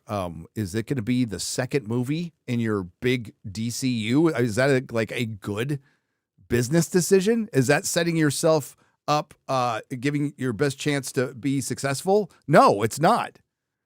No, it's the only fucking finished script you had. And then Clayface, Flanagan, that's fine. Like, again, it's fine. It's a low budget thing, but you're now introducing a Batman villain before Batman. Yeah. After introducing bisexual orgies and supervillain anal prison sex before Batman. That's now canonical. Oh, God. So, yeah, I think they have a bit of a problem. So I don't think they're going to get rid of him. I don't think this regime is going to get rid of him. I don't. Gonna get rid of him. But I think Supergirl flops. It has to be on the table at that point. Well, like more not only it's a guaranteed fucking flop. There's just no way around it with the math. Yeah, this is just it. Like Man of Tomorrow, diminishing returns says that it's not going to do more than Superman. So what the fuck is Supergirl going to do? And the budget's supposed to be like 180 million. I gotta check. Let me check again for Supergirl. Supergirl, yeah. I don't think we've had anything rock. There's been some really stupidly high ones, so I don't even know what the budget's meant to be. But they're reporting it being like fucking 250 mil, which I don't believe to be true. I mean, that sounds high. Yeah. Nothing concrete yet. Yeah. Nothing concrete yet. But I mean, unless it's 50 million. Well, that's just it. Yeah. You know, I wouldn't give Supergirl a budget of more than 50 to 75. I think no, even not. I fucking wouldn't give it 75. 50 tops. Yeah. Godzilla -1. Under $15 million. 15 mil, yeah, fucking under 15 million. So yeah, but it's not just but it's well made, it's well acted, it's well edited, its special effects are fantastic. Yeah. Everything about it was amazing. Is there no way they could have like filmed Supergirl at the same time as Superman and had it rely on a lot of the prep that film had to lower that budget? If you know what I mean? Like, is there no more creativity when it comes to budgeting in Hollywood? No. Not with these linking together fucking garbage piles of connected universes. If let's just say the sale goes through, right, and Gunn is fired, let's just say that happens, Gunn's fired, the best thing for Warner to do is just let things exist. So just do your Batman sequels. Maybe another character comes and if that film does well, make a sequel to that. But stop these fucking universes. Just stop them. Let films live and die. Let's just see if they can fucking exist on their own. Because after Superman, I don't want to see fucking jack shit about Hawk Girl or Guy Gardner, really, or fucking the engineer. Or I don't give a fuck. Hell, I ended up I don't give a fuck about Superman. Even he did nothing for me in that film. Good casting. Good look. Garbage fucking costume. Looks like a fucking dickhead in it. But there's no good character. There's no good characterization in any of them. And having seen Peacemaker and having seen Superman, James Gunn cannot do conventional heroes. Can't do it. No, that was our biggest question beforehand. It's like, can he do a traditional hero? And the answer is no. So as far as that rumor is concerned, I can understand why a lot of people are believing it, because just from the outside looking in, it's not looking good. And I was hopeful for this. I was like, man, I hope he can do it. And I was looking forward to Superman all freaking year, dude. But we got to call them balls and strikes. Soulwork 05 for $20. I would like to hear all of your opinions on the concept of static and dynamic characters, and if you think it is an outdated writing technique for characterization, or is it still valid in the way to create interesting characters? Well, I mean, static and dynamic covers all characters. It covers all characters. So what we need, what makes good characters is good writing. And what makes good writing is drawing on your life's experience. Well, talent, number one, talent. And then being able to draw from your life's experience to create characters from thin air. And they usually come from either somebody you know or a personality trait within yourself or something. We need better writing. We need writers. We used to have writers who had experience in life. And we don't really have that now. So they are writing what they know. It's just not a whole lot. But that's dude. In all fairness, a lot of the Star Trek writers back in the day, they were young. They had great imaginations. They had amazing imaginations and great talent, and they could put something on the screen. These people today, they have no imagination, none. Their imagination is politics of today. They can't think outside of the box. Everything that we see now, it's a rehash, redone, stolen this, stolen element that. It's because they're not bringing the best anymore to writing at all. And they're not getting any creative juices flowing. That's why it's so rare now to see well-written, great, original sci-fi. Even like Alice in Borderland season 3, it was terrible. It was terrible. And I'm like, oh, like how did you lose it? 2 great seasons, season 3, utterly crap. But with Star Trek, they got nothing. These writers, they have nothing. They have no life. Even those younger writers had like read Heinlein, had read Robert E. Howard. They had exactly. They were well read and they were into this stuff. And they're trying to bring people in with no experience instead. And we really lost in Hollywood its minor leagues. It's bring these people in as assistants. They work their way up, and this is what happens when you cast a writer.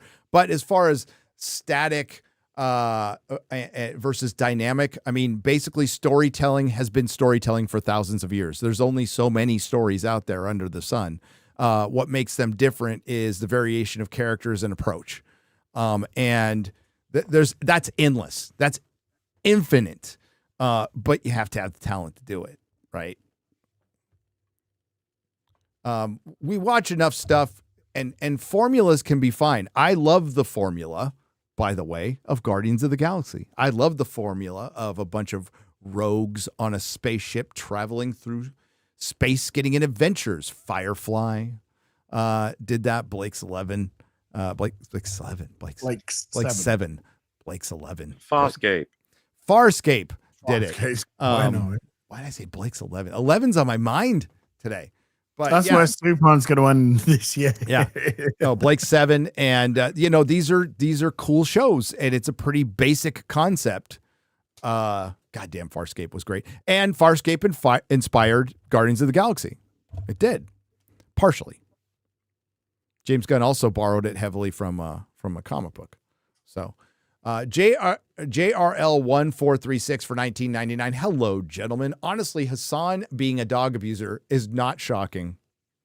It kind of isn't. I get your point. His Uncle Cheng. Anything that isn't shocking about that. Yeah. His Uncle Cheng said, if he was king of the world, he would legalize pleasuring animals. Have a blessed day. This is true. Fucking horses, yeah. Unfortunate perspective that more and more people have every day, apparently. Ugh. Yeah, apparently Shank thinks that when the animal just doesn't do anything or react to you, then that's consent. Who else Which- said that? Your movie sucks. YMS. Oh boy, what did I? Oh, yeah, I saw another segment about that. Yeah. Holy shit! It X-Ray sucks Girls that Fez Silent Hill says it 2 all. will be associated with that for me forever. It won't be. What's wrong with people? It appears to be a lot, X-Ray Girl. Quite a bit. Fucked in the noggin. Listen, I've been to prison. I've been in the underworld of the drug culture. And I haven't seen some shit like this. Like, it's sad. That is the nature of, oh my God, of social media right now. And the worst part is people sweeping for the dude, for Hassan. That's the worst part. He loves that dog. I've never seen it shocked and fuck. Yeah. And they got their Palestinian ceasefire. What are they going to, now they can just bitch about ICE. Oh, which has made all the people who have been going out fucking protesting about free Palestine mad. Because now there's a they're just gonna run over to ICE facilities. That's what they're gonna do. yeah. That's gonna become the new main thing now, right? It's all pivot to something else now. Ukraine, they're going. What about it? No, you've heard I know. Yeah, like they got to dig through their closet and find their Ukraine flags. Yeah. I've lost it. Sorry. Arg, another name for 1999. That was the softest voiced as rant to date. It's because he doesn't have a voice left. But the will is still there, which is good. The will is still there. Benjamin Wheeler for 20 says, with Star Wars, they have the recipe to make a generational joining series about Padawans learning from Jedi, which would usher in the younger generations into what it means to be a leader worth following. Print money. All are happy. That you're right. They had that. That ship has sailed. That ship has sailed, unfortunately. But they had a license to print money.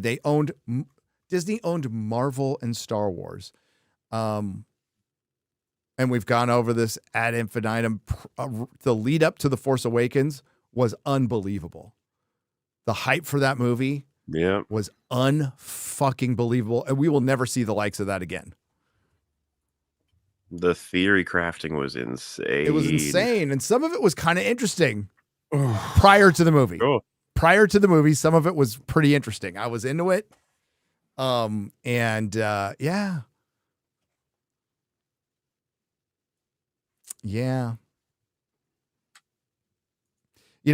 And Kathleen Kennedy still being employed is one of the greatest mysteries of the world.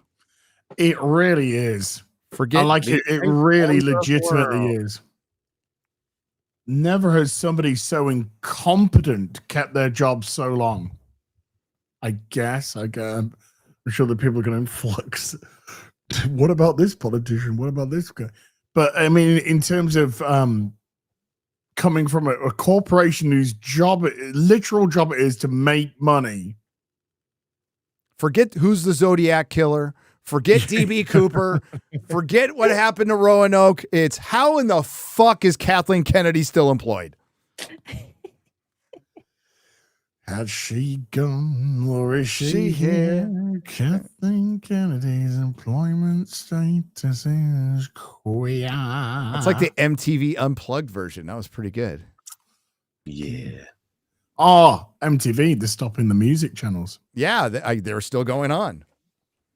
I had no idea. MTV was on all the time at my house, at my friend's house, at the drug house. It was constantly on. It was like the soundtrack of our lives. Yeah. Remember when music videos were actually good? Yeah. Not just the same fucking shit now.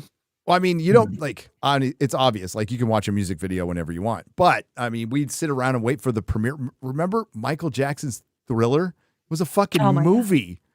Yeah, it was huge. Huge. Oh my God. Why am I? Oh my! I'm brain farting.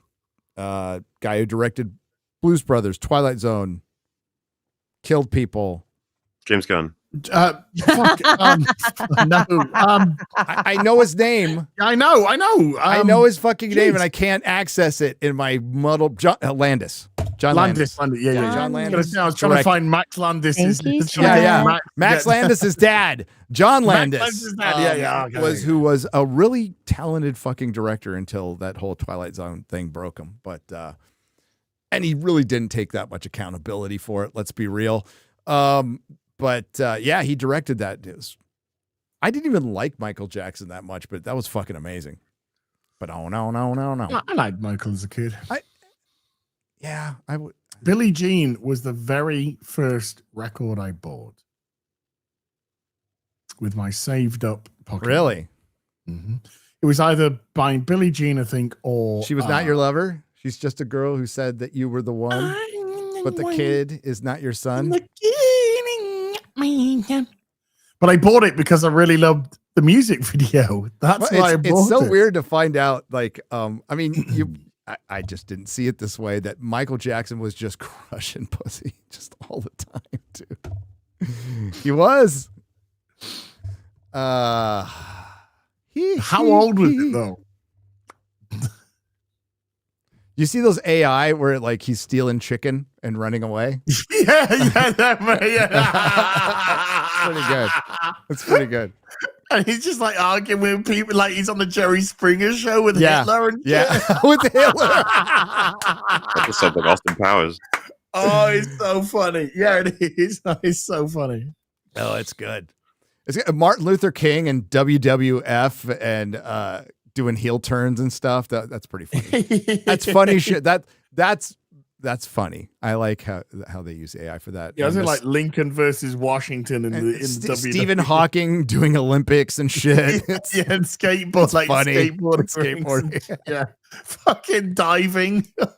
Dude, the one on the skateboard ramp where he fucking lands on his head and fucking dies is so fucking. I showed it yesterday, but the all the women doing the housewife Olympics, like opening a beer for their husband, or oh my God, as quick as they can, cleaning the fucking sink, or racing with vacuum cleaners. It's fucking good shit. Go. Remington PRD for $10 says Mahler's greatest quote. Sorry, chat. Fans going on. If you hear a sound like Velcro screaming, that's just my bare naked self trying to escape my seat. It's hot as hell in here right now. Is that an actual quote from Mahler? I don't think any of these ever are. Oh, okay. I think it's kind of like for one, reads the classics. It's kind of like one of those accounts. We have to assume it's hot in Wales land, and that they don't have AC. That never fucking happens, right? So, once per year usually, for an hour.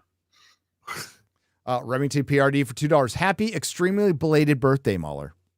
Thank you. Hunter Davrock for $9.99. If you all want to watch something great over the week, go watch the John Candy documentary. Yes, that's on my to-do. On my list as well. Yep. Yeah. Super heartwarming, emotional, and a great celebration of what made John Candy so special. Just wow. I just watched Uncle Buck. And Uncle Buck's girlfriend is Gladys in Weapons. Oh my. She went on to different things. Huh? Yes. So, see, that's just proof that Uncle Buck was such a wholesome character. He was keeping it from witchcraft. He was. He was like, there's a better way. Yeah, and then he passed away, and then she hit the old she went back to it, the old black books. Why do they have to be black, Has? Because no. Half Deaf Hero for $10. Gary, I watched The Prisoner show from the 60s on your recommendation and quite enjoyed it. The last 2 episodes are nuts. Thanks for the recommendation. Be seeing you. It's a fucking great show. Greatest season show ever, as? Yes. Firefly. Firefly? No. I mean, yeah, who knows? Ooh, I'm going to You say haven't seen The tie. Prisoner, mate. You haven't seen it. Maul hasn't seen The Prisoner. He hasn't seen The Prisoner? It's It was more of a question than a statement. Oh, okay. YouTube I'm fine with saying they're a tie. I'm fine with that. Prisoner's fucking amazing though. If you include Serenity as like a finale or whatever, I imagine it gets tough for The Prisoner to keep up. Watch The Prisoner first. Yeah, it's got some amazing episodes. Sure. Yeah, it's one season. That you watch it and you can just read into exactly what's happening today. Yes. What about does it count considering it's more anthological? I don't even know if that's a word. True Detective. If it does, Well, they're doing a second season of True Detective season 1, aren't they? Are they? Are they? Oh, it's an anthology, so I'm gonna say no-ish. But True Detective season 1 is fucking brilliant. So it's then another one, Band of Brothers, would be a competitor for sure, right? Sure. Single season. Prisoner. Watch The Prisoner though. Watch The Prisoner, and you'll understand. Blank face for 35 Zardoz says people constantly debating Kirk versus Picard. Meanwhile, I sit atop my tower, comfortably proclaiming the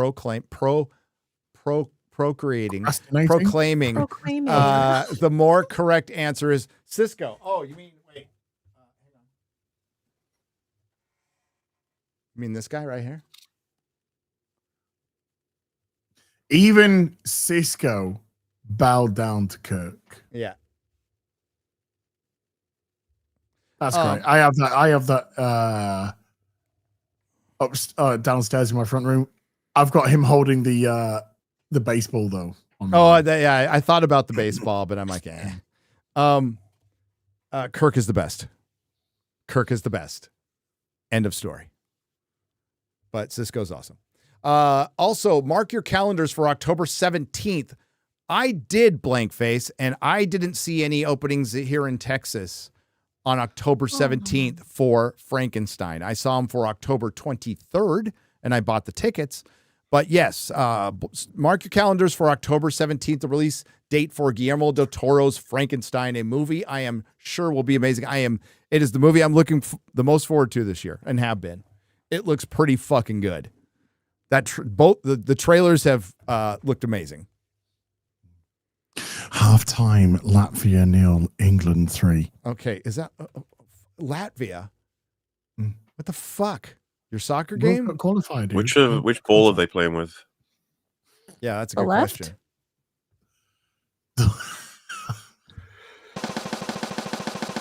That's a good one, X-Ray girl.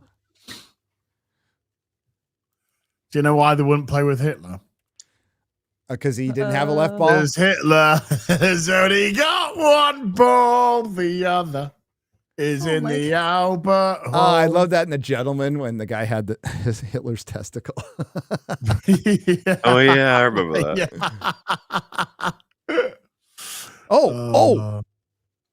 Yeah. Talk amongst yourselves. X-Ray girl, read a couple. How about this? Mexi I had a Rage dream with Hitler in last night. Well, no, Hitler wasn't in it. I am very busy buying fucking. Okay, see, it goes to the 23rd. What is happening? I'm trying to buy Frankenstein tickets. Frankenstein, Hitler's balls, and then super immediately chats. decided to talk. Okay. Yeah, last night I had a dream that I was part of an archaeological expedition, but we were like gunned up as well. And we came across these alien ruins, and in the alien ruins were apparently the last known location of history of adult life. I was gonna say Hitler's testicle, but I mean, no. And it was just like, so we're just like, wait a minute, so Hitler was actually taken by aliens? Oh my god! And then I woke up, I was like, where the fuck is that come from? Where the fuck did that whole thing come from? Oh, Chuck. Oh, that man's a legend. I mean, legitimate fucking legend, not a meme. We got all the Chuck Norris memes, but No, he he's is a legend. Fucking Absolutely. legend. Mexi Rage for $10 says, got my 4K of weapons, boys. Also, that means mine's here. Also, Mahler and Ash, you better watch Venture Bros or you will be cursed with a live action Saints and Sinners. Have any of you guys shot a gun in the air and say, ah? Hot Fuzz. I just when he says, "No, I have not shot my gun in the air and gone ah." Yeah. Weapons is not releasing in the UK until the 27th of October. Dude, I've got Spawn movie 4K on the way. Nice. Dark City 4K movie on the way. Underrated film. Great film. The Mask 4K on the way. Freaking amazing film. And Weapons 4K on the way. Damn, I son. want The Mask. The Mask Damn, is son. so good. I love that movie. I saw it a lot in the 90s. Mm-hmm. A lot. I had the VHS. It's funny that you brought up Once Upon a Time in Hollywood, Mahler, because I just watched it. I like it. Kind of wish it wasn't his last movie, if that's what it turns out to be. It won't be. He'll do one more. Well, I know he wants to do the 10, but have you seen all the clips of him talking to Bill Maher, right? Where he's like, Hollywood sucks, and he's like, yeah, make more things. You make more movies. Yeah. He's like, I don't know if I want to do that. He doesn't like the environment right now at all. He's waiting, maybe. But that wouldn't be a terrible one to go out on. It's not terrible. Yeah, actually, I like it, like a lot. I like it too, but I want to. My favorite Tarantino movies are like, I want one of them at the end. A crime drama. No, not even that. Just a movie that makes me really passionate. I adore Inglourious Bastards, Pulp Fiction, Reservoir Dogs, Kill Bill. But when you have something like Death Proof, I was like, yeah, okay. Jackie Brown. I like Jackie Brown. I didn't like Death Proof. Even Hateful Eight, I'm not like, I really enjoy it, but it's not something that's fine. And so I'm like, I want one of those, baller ones at the end. I liked Once Upon a Time in Hollywood, but I don't think about it that much. It's a pretty neat movie. I like it. I wish he made more than fucking 10, by the way. Yeah. I wish it was more of a look at the environment in Hollywood right now. Like, he would. He's like, I know he's a baller, and he probably doesn't have to deal with the regulations that every other director. But he doesn't. I know that it could fuck up his movies, but at the same time, he's one of the few people who is able to push through the bull, as in like at a high level. We got a couple like Nolan should be able to do it. Maybe Spielberg, we should see. He follows me on Twitter. We should see if Roger Avery will come on this show. I like True Romance more than Jackie Brown, and True Romance is one of my all-time favorite movies. Because that's a Tarantino script, right? Yes, it is. Tony Scott directed.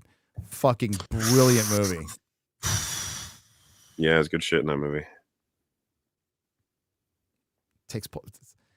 Hits on a hooker in a comic shop. It's like, oh my God, speaking my language. Pac-Man 76 for $9.99. Everyone's been anagramming Aries into Arse, but if you anagram Tron Aries, you get rare snot. Oh, so errant and art snore. I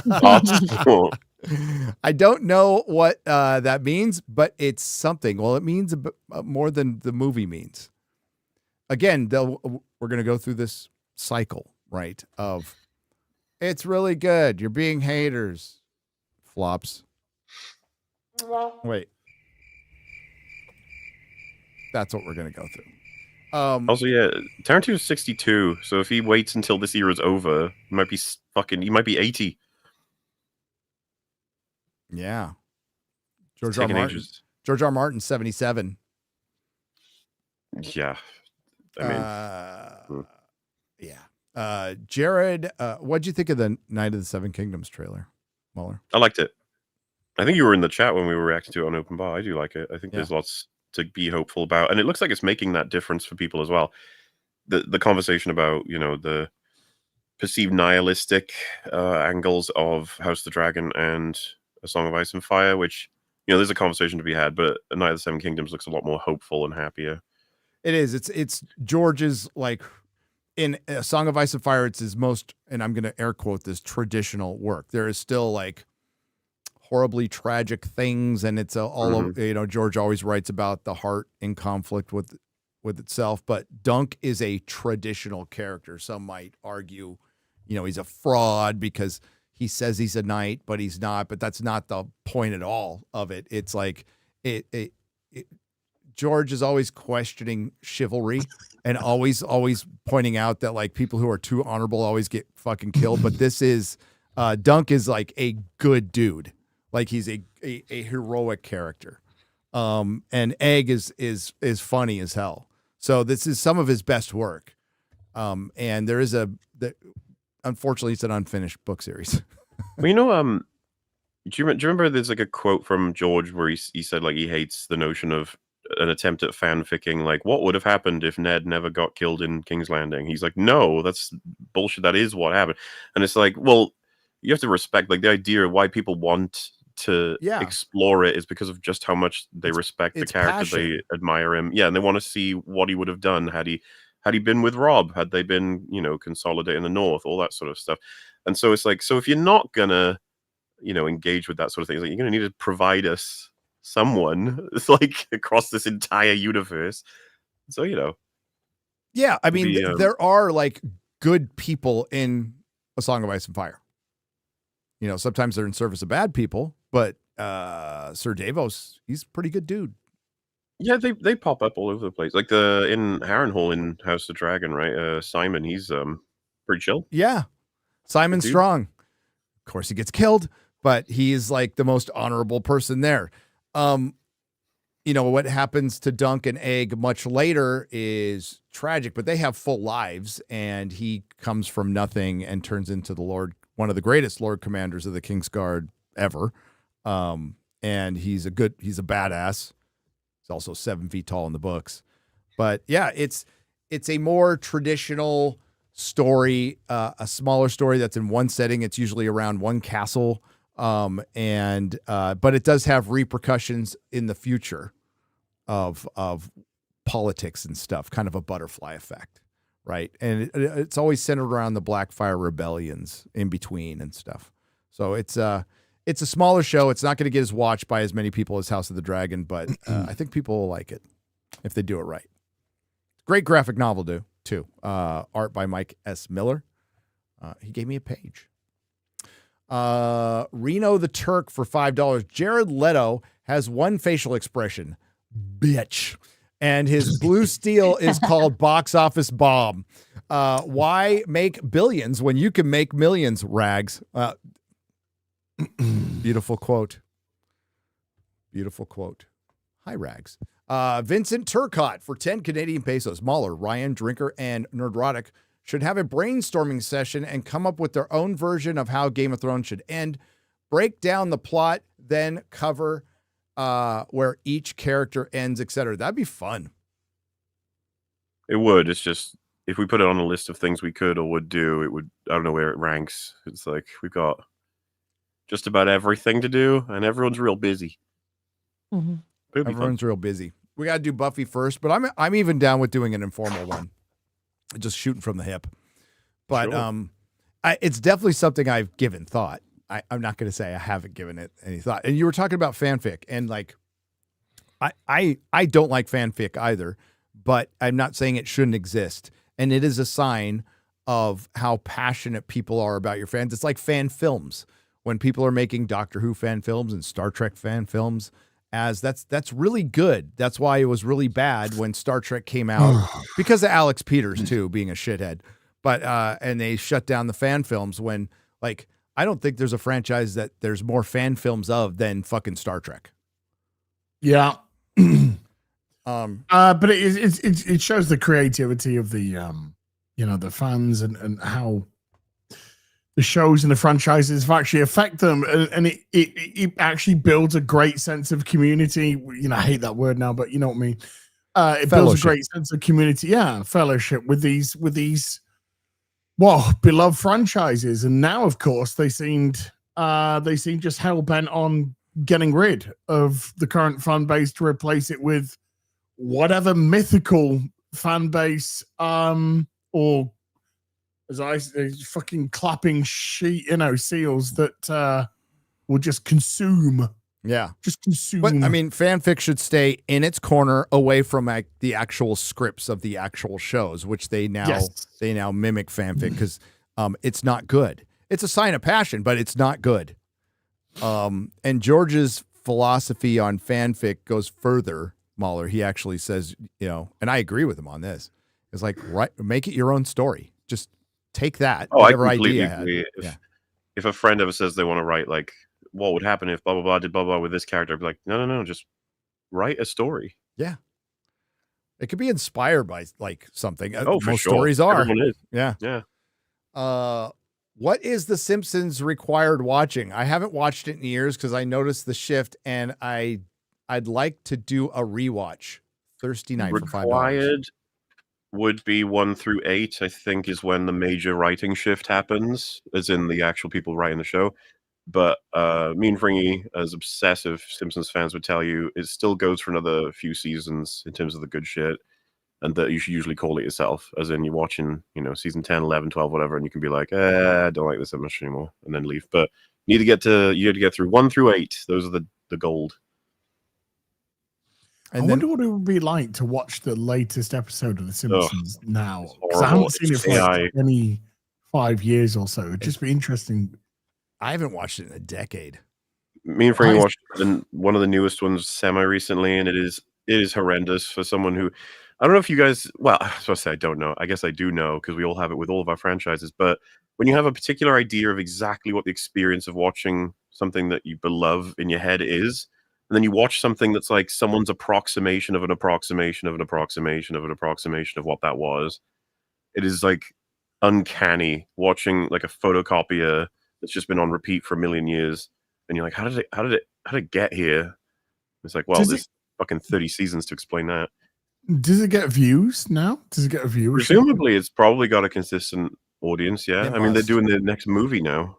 Jesus. Oh yeah, God, yeah. So my theory on that is that they're trying to get a Lars Marge's actor is Julie Kavner. I think is just her voice is just very sad. She can't do it no more. Yep. I would say watch Venture Brothers. Watch Venture Brothers. It's freaking fantastic. The chat will entirely agree with me.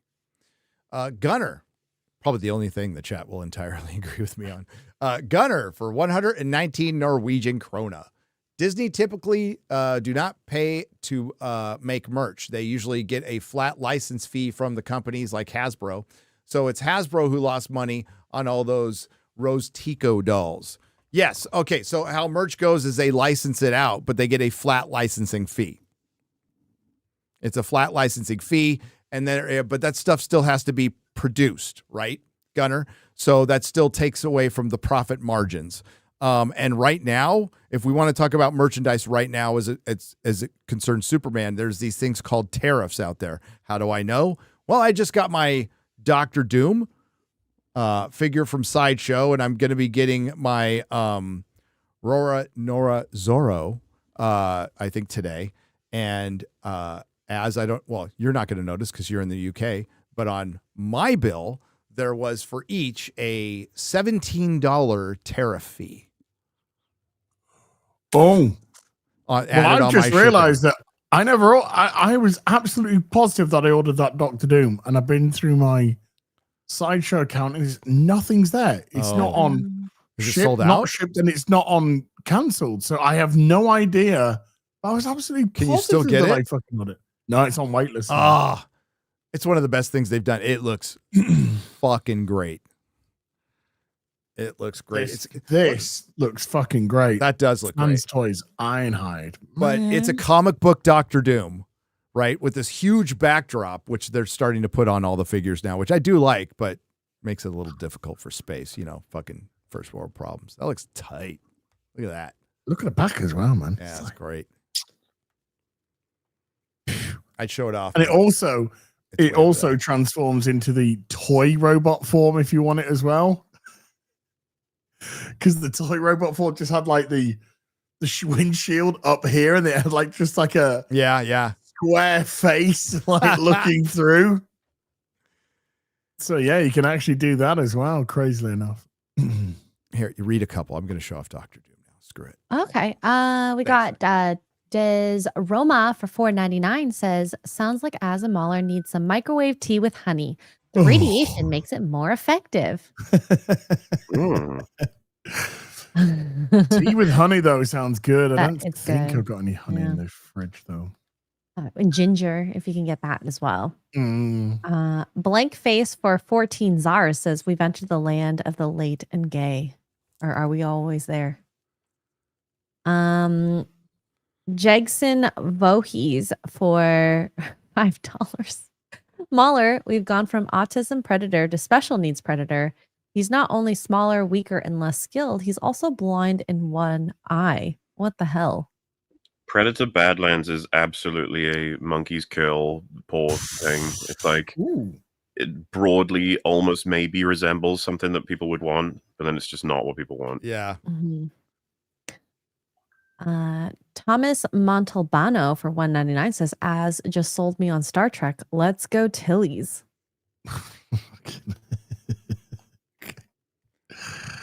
Man, that's an awesome Robert Downey Jr. figure. Yeah. Wow, That's good. that's cool. It is very cool.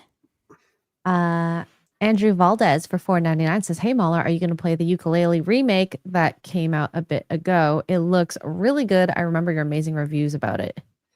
So I want to do more of Look Outside. I got to do Expedition 33. I want to play the Prey game from like I want to say like a decade ago at this point. I'm not sure which year that came out. 2017 was it? Yeah, I think that's the one. I want to do the DLC for Lies of P. I want to possibly replay RoboCop Rogue City. I'm not sure because the DLC for that got shat on a little bit, so I don't know if it's good or not. I have to talk to Mel, but all those possibly plus the ukulele replay thing.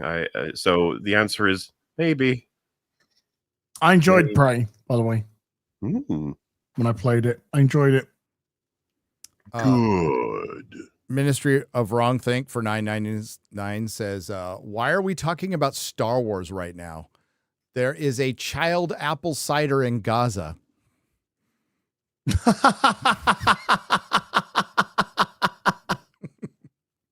Apple cider. Genocide. I got it. Oh. Fucking, I know all Sewer Slide is the one that pisses me off. It's just like, Sewer stop. Slide. Oh, the one Did that you see the? Oh, have you seen the video that we got from YouTube talking about trigger words like suicide? And No, stuff what like did that? it say? What do you mean? They said those words. That it is actually incorrect that those words do trigger demonetization. What you do though is if you continue to speak about the topic, then that might trigger. But just saying the word like suicide or death or does not. The thing is, you can't trust them on this because whatever bot decides if the conversation's happening will get put off by using those stupid versions. Yes. So, like, they're just wrong. And there's a reason why people do it, and there's a reason why it works. I just hate it. I hate all of it. I hate how stupid this whole thing is. Like, let us talk about these fucking things. Well, I did a review for Suicide Squad, and it was fine. But I had to think about it. And then there's, we got hit with an age restriction on FNT last week. You can watch it in full on Rumble. But I couldn't tell you. We talked about fucking Superman. We talked about Superman, Peacemaker, and Tron. We've had a lot spicier episodes. As probably said cunt one too many times. No, you said it first. I probably did. I'm just wondering if do you think maybe anything about Nazi world that we maybe. I just like to I whatever. There's not much of this audience that's under 18. It just No. it kills the VOD, but that's why we dual stream on Rumble. That's exactly why. So Bubba Doom for $10. I've been wanting to ask you guys for months. In the 90s, Commissioner Gordon got into a relationship with a woman that I thought looked like Dr. Pulaski. What Sarah happened? Essen Gordon. What was that? Sarah Essen Gordon. What happened to that storyline? He got together with Sarah. Right in year one, there's a he has an affair with Sarah Essen in Batman Year One. Now, in the 90s, they brought her back into the comics. Because that in the current timeline, because Year One, of course, is set 10 inverted commas 10 years ago. So they actually brought her back to Gotham, and Commissioner Gordon got back into a relationship with her because he was now divorced, and they ended up marrying, and she became Sarah Essen Gordon. So she kept her surname, but also took Gordon's name as well. And she was ultimately killed at the end of No Man's Land by the Joker. Or she was killed in No Man's Land by the Joker, and Gordon had a gun to Joker's head and ended up just shooting him in his knee, saying, "We've got to do this right." That was your first mistake, though, going to No Man's Land. It's all about the D. Well, this the Batman No Man's Land is the story where the earthquake hits Gotham and it's just annihilated, and then the US government abandoned Gotham, and it's classed as a no man's land. And then it there's a bunch of factions. There's a GCPD faction, there's the Two-Face faction, Joker factions, and they're all vying for control of the ruins of Gotham. And they loosely adapted that in The Dark Knight Rises. Apparently. Very loosely. Loose. Do you think sometimes they come up with a storyline and they ask a comic fan, can you find out what comic this is closest to so we can claim we're adapting it? Yes. Probably. They probably do. So there you go. That's there you go. There's what happened to Sarah Essen. So the animated Nightfall, is that going to be like 2-part or multiple parts? Multi-part. I think it's 3. Yeah, it's going to have to at least be 3. Hope they do it justice. Me too. Just to tap the comic, and it's just to tap the comic. Zoroaster for $10 says, Gary, you owe me a Band-Aid for the bleeding head wound you caused. Sorry. Now, it wasn't a big cut, more like a deep scratch bump, but it's the principle of the thing. Either way, love you guys. God bless. I'll send it in the mail. Just send me a self-addressed stamp envelope, and I'll send you a Band-Aid. I will. I'll promise it won't be used. Pie Guy for £5 When they talk about movie budget, does it account for actors' wages? It does.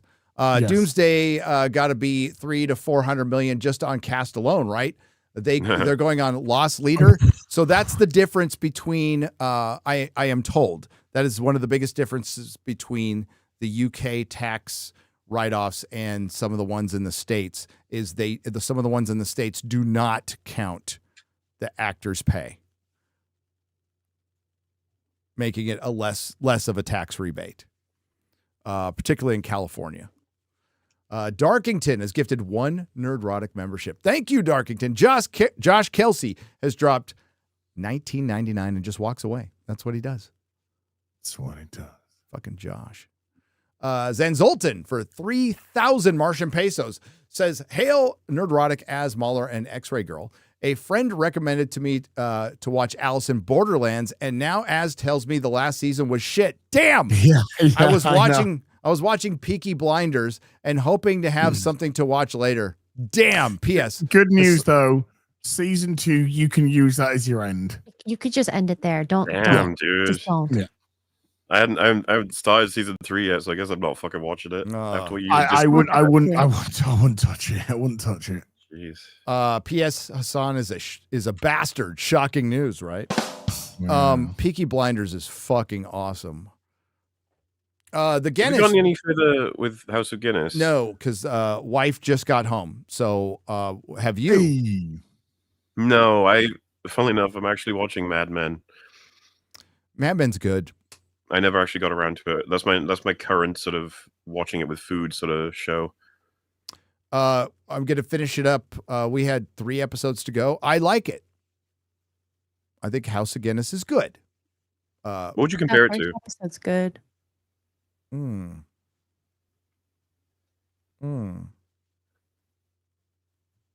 That's a good question. Yeah. Venture Brothers? No. I mean, it's a biopic, right? So I'd have to. It's a bio series, so you can't. It's not comparable to Peaky Blinders at all. But it's from the writer. Trying to think of a good historical drama that I've seen. Drama. I'd have to think about that. All I know is it's really well shot and well acted. Mm-hmm. The quality of the series is pretty high, and Joffrey's in it. Oh, Yeah, good Yeah, for him. he- He's in. He was in Sandman season 2 as well, I think. Deadwood crossed my mind, but Deadwood is S tier series, one of the greatest series ever fucking made. So it doesn't have the dialogue of Deadwood. Young Washington trailer came out. Young Washington is from Angel Studios, and it's coming out on America's birthday next year, 250th birthday. Andy Serkis is in it. Ben Kingsley is in it. Kelsey Grammer is in it, and it looks pretty good.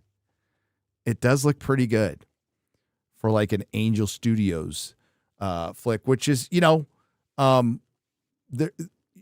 don't like, they're owned by Mormons, right? So they do faith-based stuff, but this is an American historical drama, and there really hasn't been anything like epic on George Washington and next to nothing on his younger life. And I know like Az and Mahler will really enjoy it because he was still, a Brit. He was still a we made redcoat. him. Yeah. He's one of us. One of us. But it looks really good. Legit trailer. Go check it out. I was going to do a reaction, but we got to get out of here. But yeah, I like the trailer quite a bit. Somebody in my chat was telling me to watch it yesterday, and I listened to you, person in chat. I did, and I think they reacted to it on Geeks and Gamers Daily this morning. Jay and Ryan. So instead of watching Arse, I watched Original Tron, and my gods, it's beautiful. And Captain Sheridan looks like he's a college freshman because he was Robert Hayes for $4.99. I was talking about it yesterday. As far as the groundbreaking special effects of Tron, they were not seen that way when it came out. I didn't see it that way when it came out. It fit the aesthetic of what they were trying to do, but you have to keep in mind that Tron came out the same year as Blade Runner. Oof. And those special effects are not comparable in any way, shape, or form. So what they were trying to do and their ambition was really cool. And conceptually, it's really cool. And they've never really tapped the full potential of Tron as far as storytelling is concerned. Because you could tell it's a great place. Biggest mistake of Tron Ares, you don't spend that much time in the grid. And well, what went wrong with the Matrix? They stopped spending time in the Matrix. Like Legacy, Westworld. Westworld. What was the biggest mistake besides Jonathan Nolan giving the series to his wife in season 2 was they got away from the park and they stopped really delving into like the nature of consciousness, which was the entire show. And they just instead made it the nature of humanity and misogyny. And it turned into fucking the girl boss of girl boss shows. And they took Ed Harris's fucking Man in Black and they fucked that character in season 2. He was such a good villain. Don't get me started. Westworld season 1, just see it as a Twilight Zone. It just ends like that and walk away and you'll be fine. What are you snickering at as? I see Nothing. you. Yeah, no, now you got to tell me. I see you smiling. Nothing. Uh-oh, you got me- caught. Tell me in the private chat. No, it's funny. I want to know. Nothing. No, it's just the headline is from Sunday Funday. Oh, a clip? Mm. I just made us go sideways. Can I do it again? Press Sure. Control Z. Neat. Only the chat can see that. Oh, they can't see it. They can't? They can't. No, the chat can see it, but our co-hosts can't see it. They're like, "What the fuck are you doing, retard?" But maybe they're used to it. Maybe they're used to it. I'm going to talk about them like they're not here. How you feeling, Mahler? Poor Aw. Ting. Coughing a lot. Did you get some chicken soup? Wait, did you get some chicken soup? I do like chicken soup. I'll probably have some chicken soup, sure. Chicken soup is great. Mhm. And it actually works. It actually works. Maybe you got COVID. Apparently, there's a strain of COVID going around, and it was blamed for Tron not doing as well in theaters. Yeah. Do you know what strain it was called? What was it called, Az? It's Aries? called cold. It was called the cold?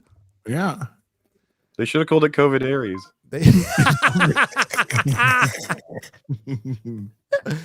We'll get a couple. COVID ours. We'll get a couple more here. Watch the Nooner and EFAP highlights about Movie Bob on my 7-hour drive from Thanksgiving. This must be Canadian. Oh, it is. It's CMZ. What's up? $13.99 Canadian pesos. Had to stop after Bob said the Halo Covenant was good because they have big guys and little guys. I'm almost saying the quote was way worse than that. I can't remember it. It but was. It was. Yeah. Is he still? I haven't heard his name for fucking years. He's still going. He's still going. Dude, Yeah. early days, what was called the movie talk sphere that John Campea thinks he invented was something else. You know, so if you have aspirations to be a content creator, I know a lot of people will talk you out of it, say it's harder than ever on YouTube, and it kind of is because it was really fucking easy back then. But just know, like, every time, like, you know, my head starts getting too big, or all we have to think about is Movie Bob made it really big on YouTube, or Matt Jarbo made it really big on YouTube, and that should humble anybody. That should humble anybody. And inspire anybody. And inspire. You can do it too. You could do it too. The janitor for $10 says, so does the BB in BB-8 stand for Brazilian bubble lift? Yes, actually it does. Ask Dan Vask. He's gay and Brazilian. Was it his birthday? Yesterday, I think. Oh. I really want to sincerely wish my my gay best friend Dan a happy birthday. Happy birthday, Mr. Bass. He is like the world's sitcom gay best friend. Oh. I'm surprised he didn't. Okay, your rant on Sunday Fun Day during the Star Trek Academy reaction when the chick couldn't shake your hand. I'm surprised he didn't cut that. That was a meltdown to end all meltdowns, dude. That was a pretty good one. Some of it I did a montage today. Some of it made its way in. I think the whole thing, because there was a lot of "you're fucking gay," "you're a fucking retard," "you're a fucking spasmomong." A lot of that was cut out. Mm-hmm. But you can get it all still on the afternoon tea VOD. The whole, because that goes on for like I know it's a 10-minute video, but it actually goes on for 25 minutes. That whole thing. Afternoon tea as I like the way you spelt it. After 5 or noon tea. After 5 moon tea. Is this? That's 3 years ago. Why is it not? That's lame. Hang on. I was gonna find it. Are you guys okay? Can you hang on for a few more minutes? Yeah. I can read a few more here. Yeah, I'm gonna find this because it's pretty fucking funny.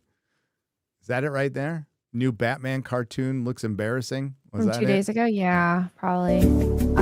Rena the Turk for 5 says, as if James Gunn was jacking it. And when why do I do this to myself?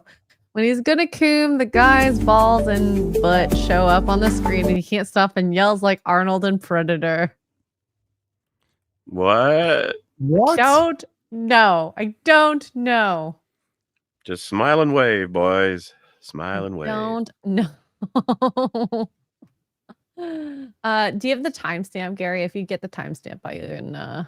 I got it right. Well, I just hit Control F, went to transcript, and put shake. Shake? Like shake Okay. your hand. I think this is Okay. it. Let me listen real quick. You read another Okay. one. You guys can't hear it, can you? And then Can you hear Look, it? Can you hear it's it? retarded black. the chat will hear it, but Can the chat hear that? Okay. probably. Southeastern Kaiji for 199 says happy Jessica. Happy Jessica. Luca Purdy for 24.99 Ron says, seeing that A Song of Ice and Fire theories are back, thanks Duncan Egg. It's time I share my theory. Jamie crowns John with Rob's crown from Kingslayer to Kingmaker. John's not going to be king. We know it's Bran. Like Bran is 100% going to be the king. Mm-hmm. You got the timestamp? 157:49.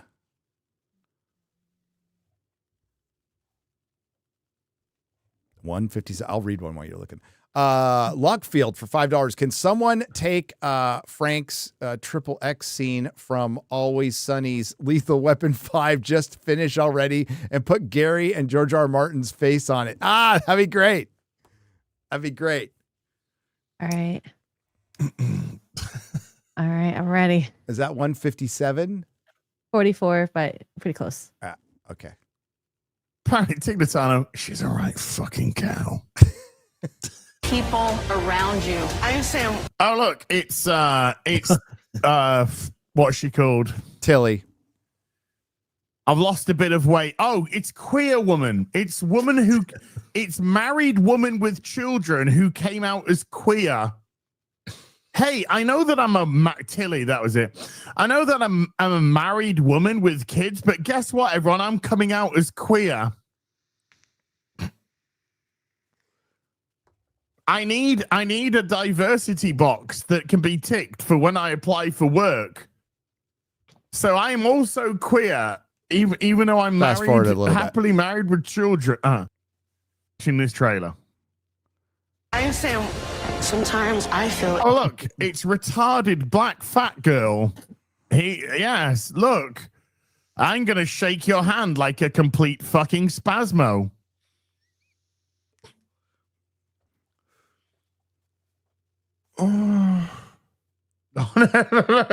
Life irritating heart. What did you major in at high school? Being gay and stupid and retarded. Oh, okay. Wow, so many majors. Oh, man. I'm not trying to be cruel, but if somebody did that to me, I'd say, hey, do you want help? Do you want help finding the special kids again? Are you lost? Are you lost? Do you want me to help you find the special kids? Hey, do you want me to help you find the special kids? I can do that. Sometimes I feel invisible, but most. Oh, look, wait a minute. She's the fucking you feel invisible.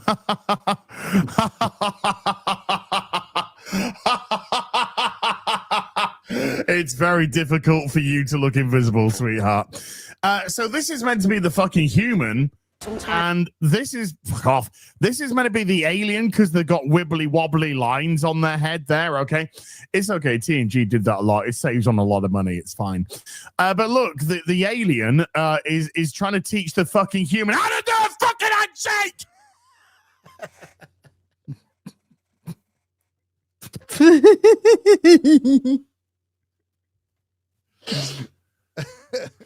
Oh my God.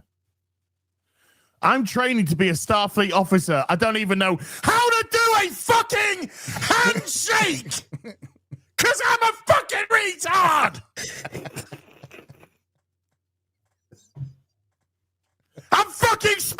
the head. I'm fucking backward. I'm a spasmo. I'm a mongoloid. You know, out of context, that's But I'm here to be a Starfleet officer, to be the best of the best. I can't even shake a fucking hand. I'm special needs. I'm a. That's so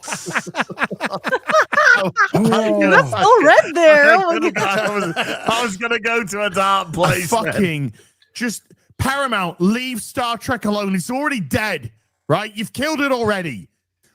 You are literally fucking its dead corpse now. Oh God. You're fucking its dead corpse. And you're going, how'd you like this? Yeah. oh. How'd you like this? Yeah. You like this? Yeah. You like us fucking the corpse of Star Trek? Yeah. You like us doing that? Yeah. I feel so uncomfortable You like right us now. fucking that dead corpse of Star Trek? Yeah. Oh, I think I'm scratching my fucking knob on the bones because it's fucking rotted away. The flesh has rotted away on this fucking corpse that I'm fucking of Star Trek. Oh my God. Star Trek. Oh, that was beautiful. I was listening. I was fucking dying at home when I heard that. Oh my God. Images I don't need in my head as thanks. So I'm like, now they're there forever. I'm on my morning walk and I've got like snot bubbles coming out because I'm fucking laughing so much. Oh God. Is this okay? Which one should we end on here? What do you think, X-Ray Girl? Did you do any of the Ryan Kinnell ones from yesterday? I did. Okay, never mind then. I did. We'll just pick one. Taker610 for $5 says on Daily, Ryan ended with fuck James Gunn, which I can only assume is not only Ryan's feelings towards him, but also just some advice for his wife too.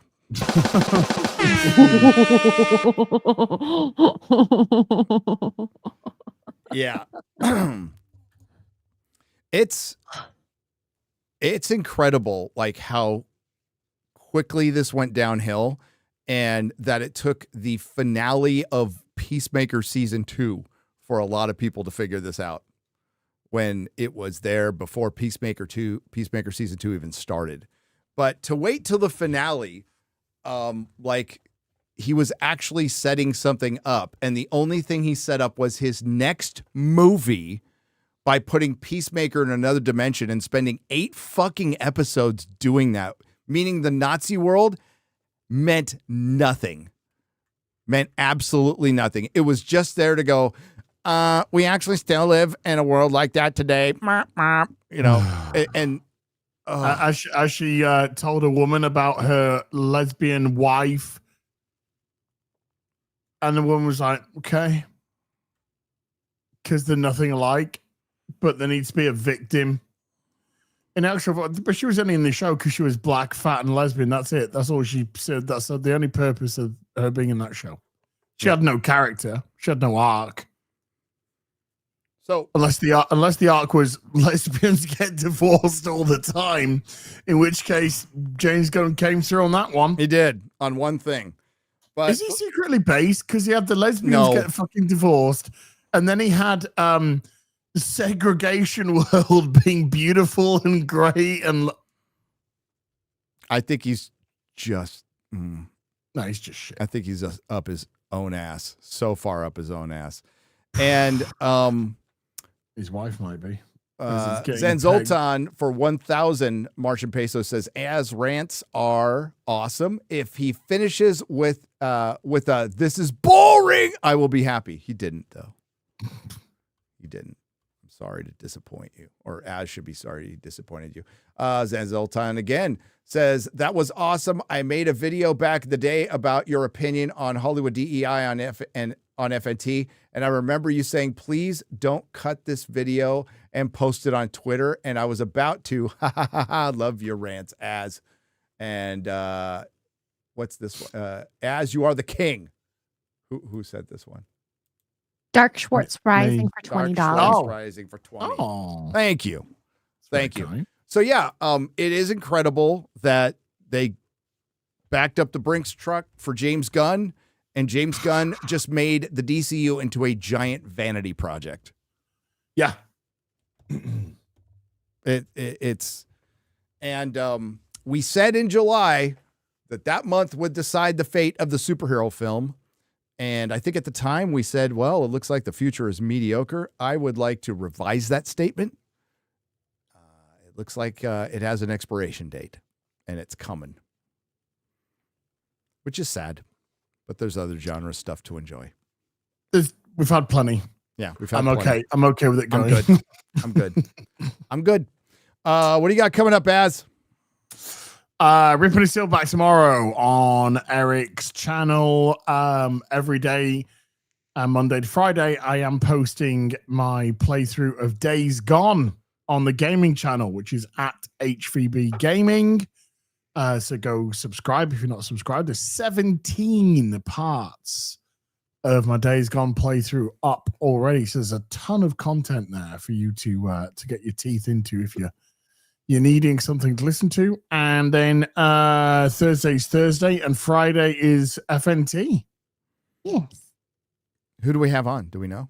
Angry Badger. Angry Badger. Cool. I like Angry Badger. What do you got coming up, Mahler, besides being sicky pants? Oh. Yeah. We're doing a bracket Ultimate Showdown tournament for horror monsters and icons on Saturday. So I think it's going to be 64 participants. You can expect a lot of stuff you would expect. And we're going to talk maybe with a bit more time on these ones than the previous, because we had 300 plus last time. This time, be a little easier. But yeah, Platoon's set it up. He's hosting that one. I think it shall be rather fun. There is no open bar this week.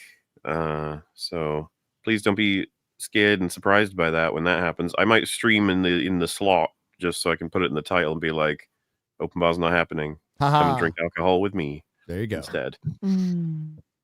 Yeah. It's that. Nice. X-Ray Girl. I'm going to be playing Outlast Trials in about 2.5 hours on my channel. And then tomorrow, the Nerdrotic Nooner. With Chris Gore. And Chris Gore. Yeah. We're going to go over the article where the writer for American Psycho calls out all the love for one woke after another. That's what we're going to go over. It'll be fun. I'm working on a couple videos. We'll do the square up on Monday, 11 a.m. Central for this and FNT. And it will be on Rumble and it will be on Nerdrotic Live unless I stream earlier, unless I do a stream Thursday night. Members, either tonight or tomorrow night, we're going to catch up on Tulsa King. So we'll be doing that. And yeah, working on the audiobook. So next week we'll be on Az's channel. Maybe his voice will be back. Maybe Mueller will be sick. Yeah. Or not sick. I don't know. But we'd like to thank everybody for participating. We'd like to thank everyone who donated with super chats and memberships. You help keep the lights on. We appreciate you. We appreciate the lurkers. See you next week. Oh, thanks to the Modrotics too. Bye. Movies. Ooh.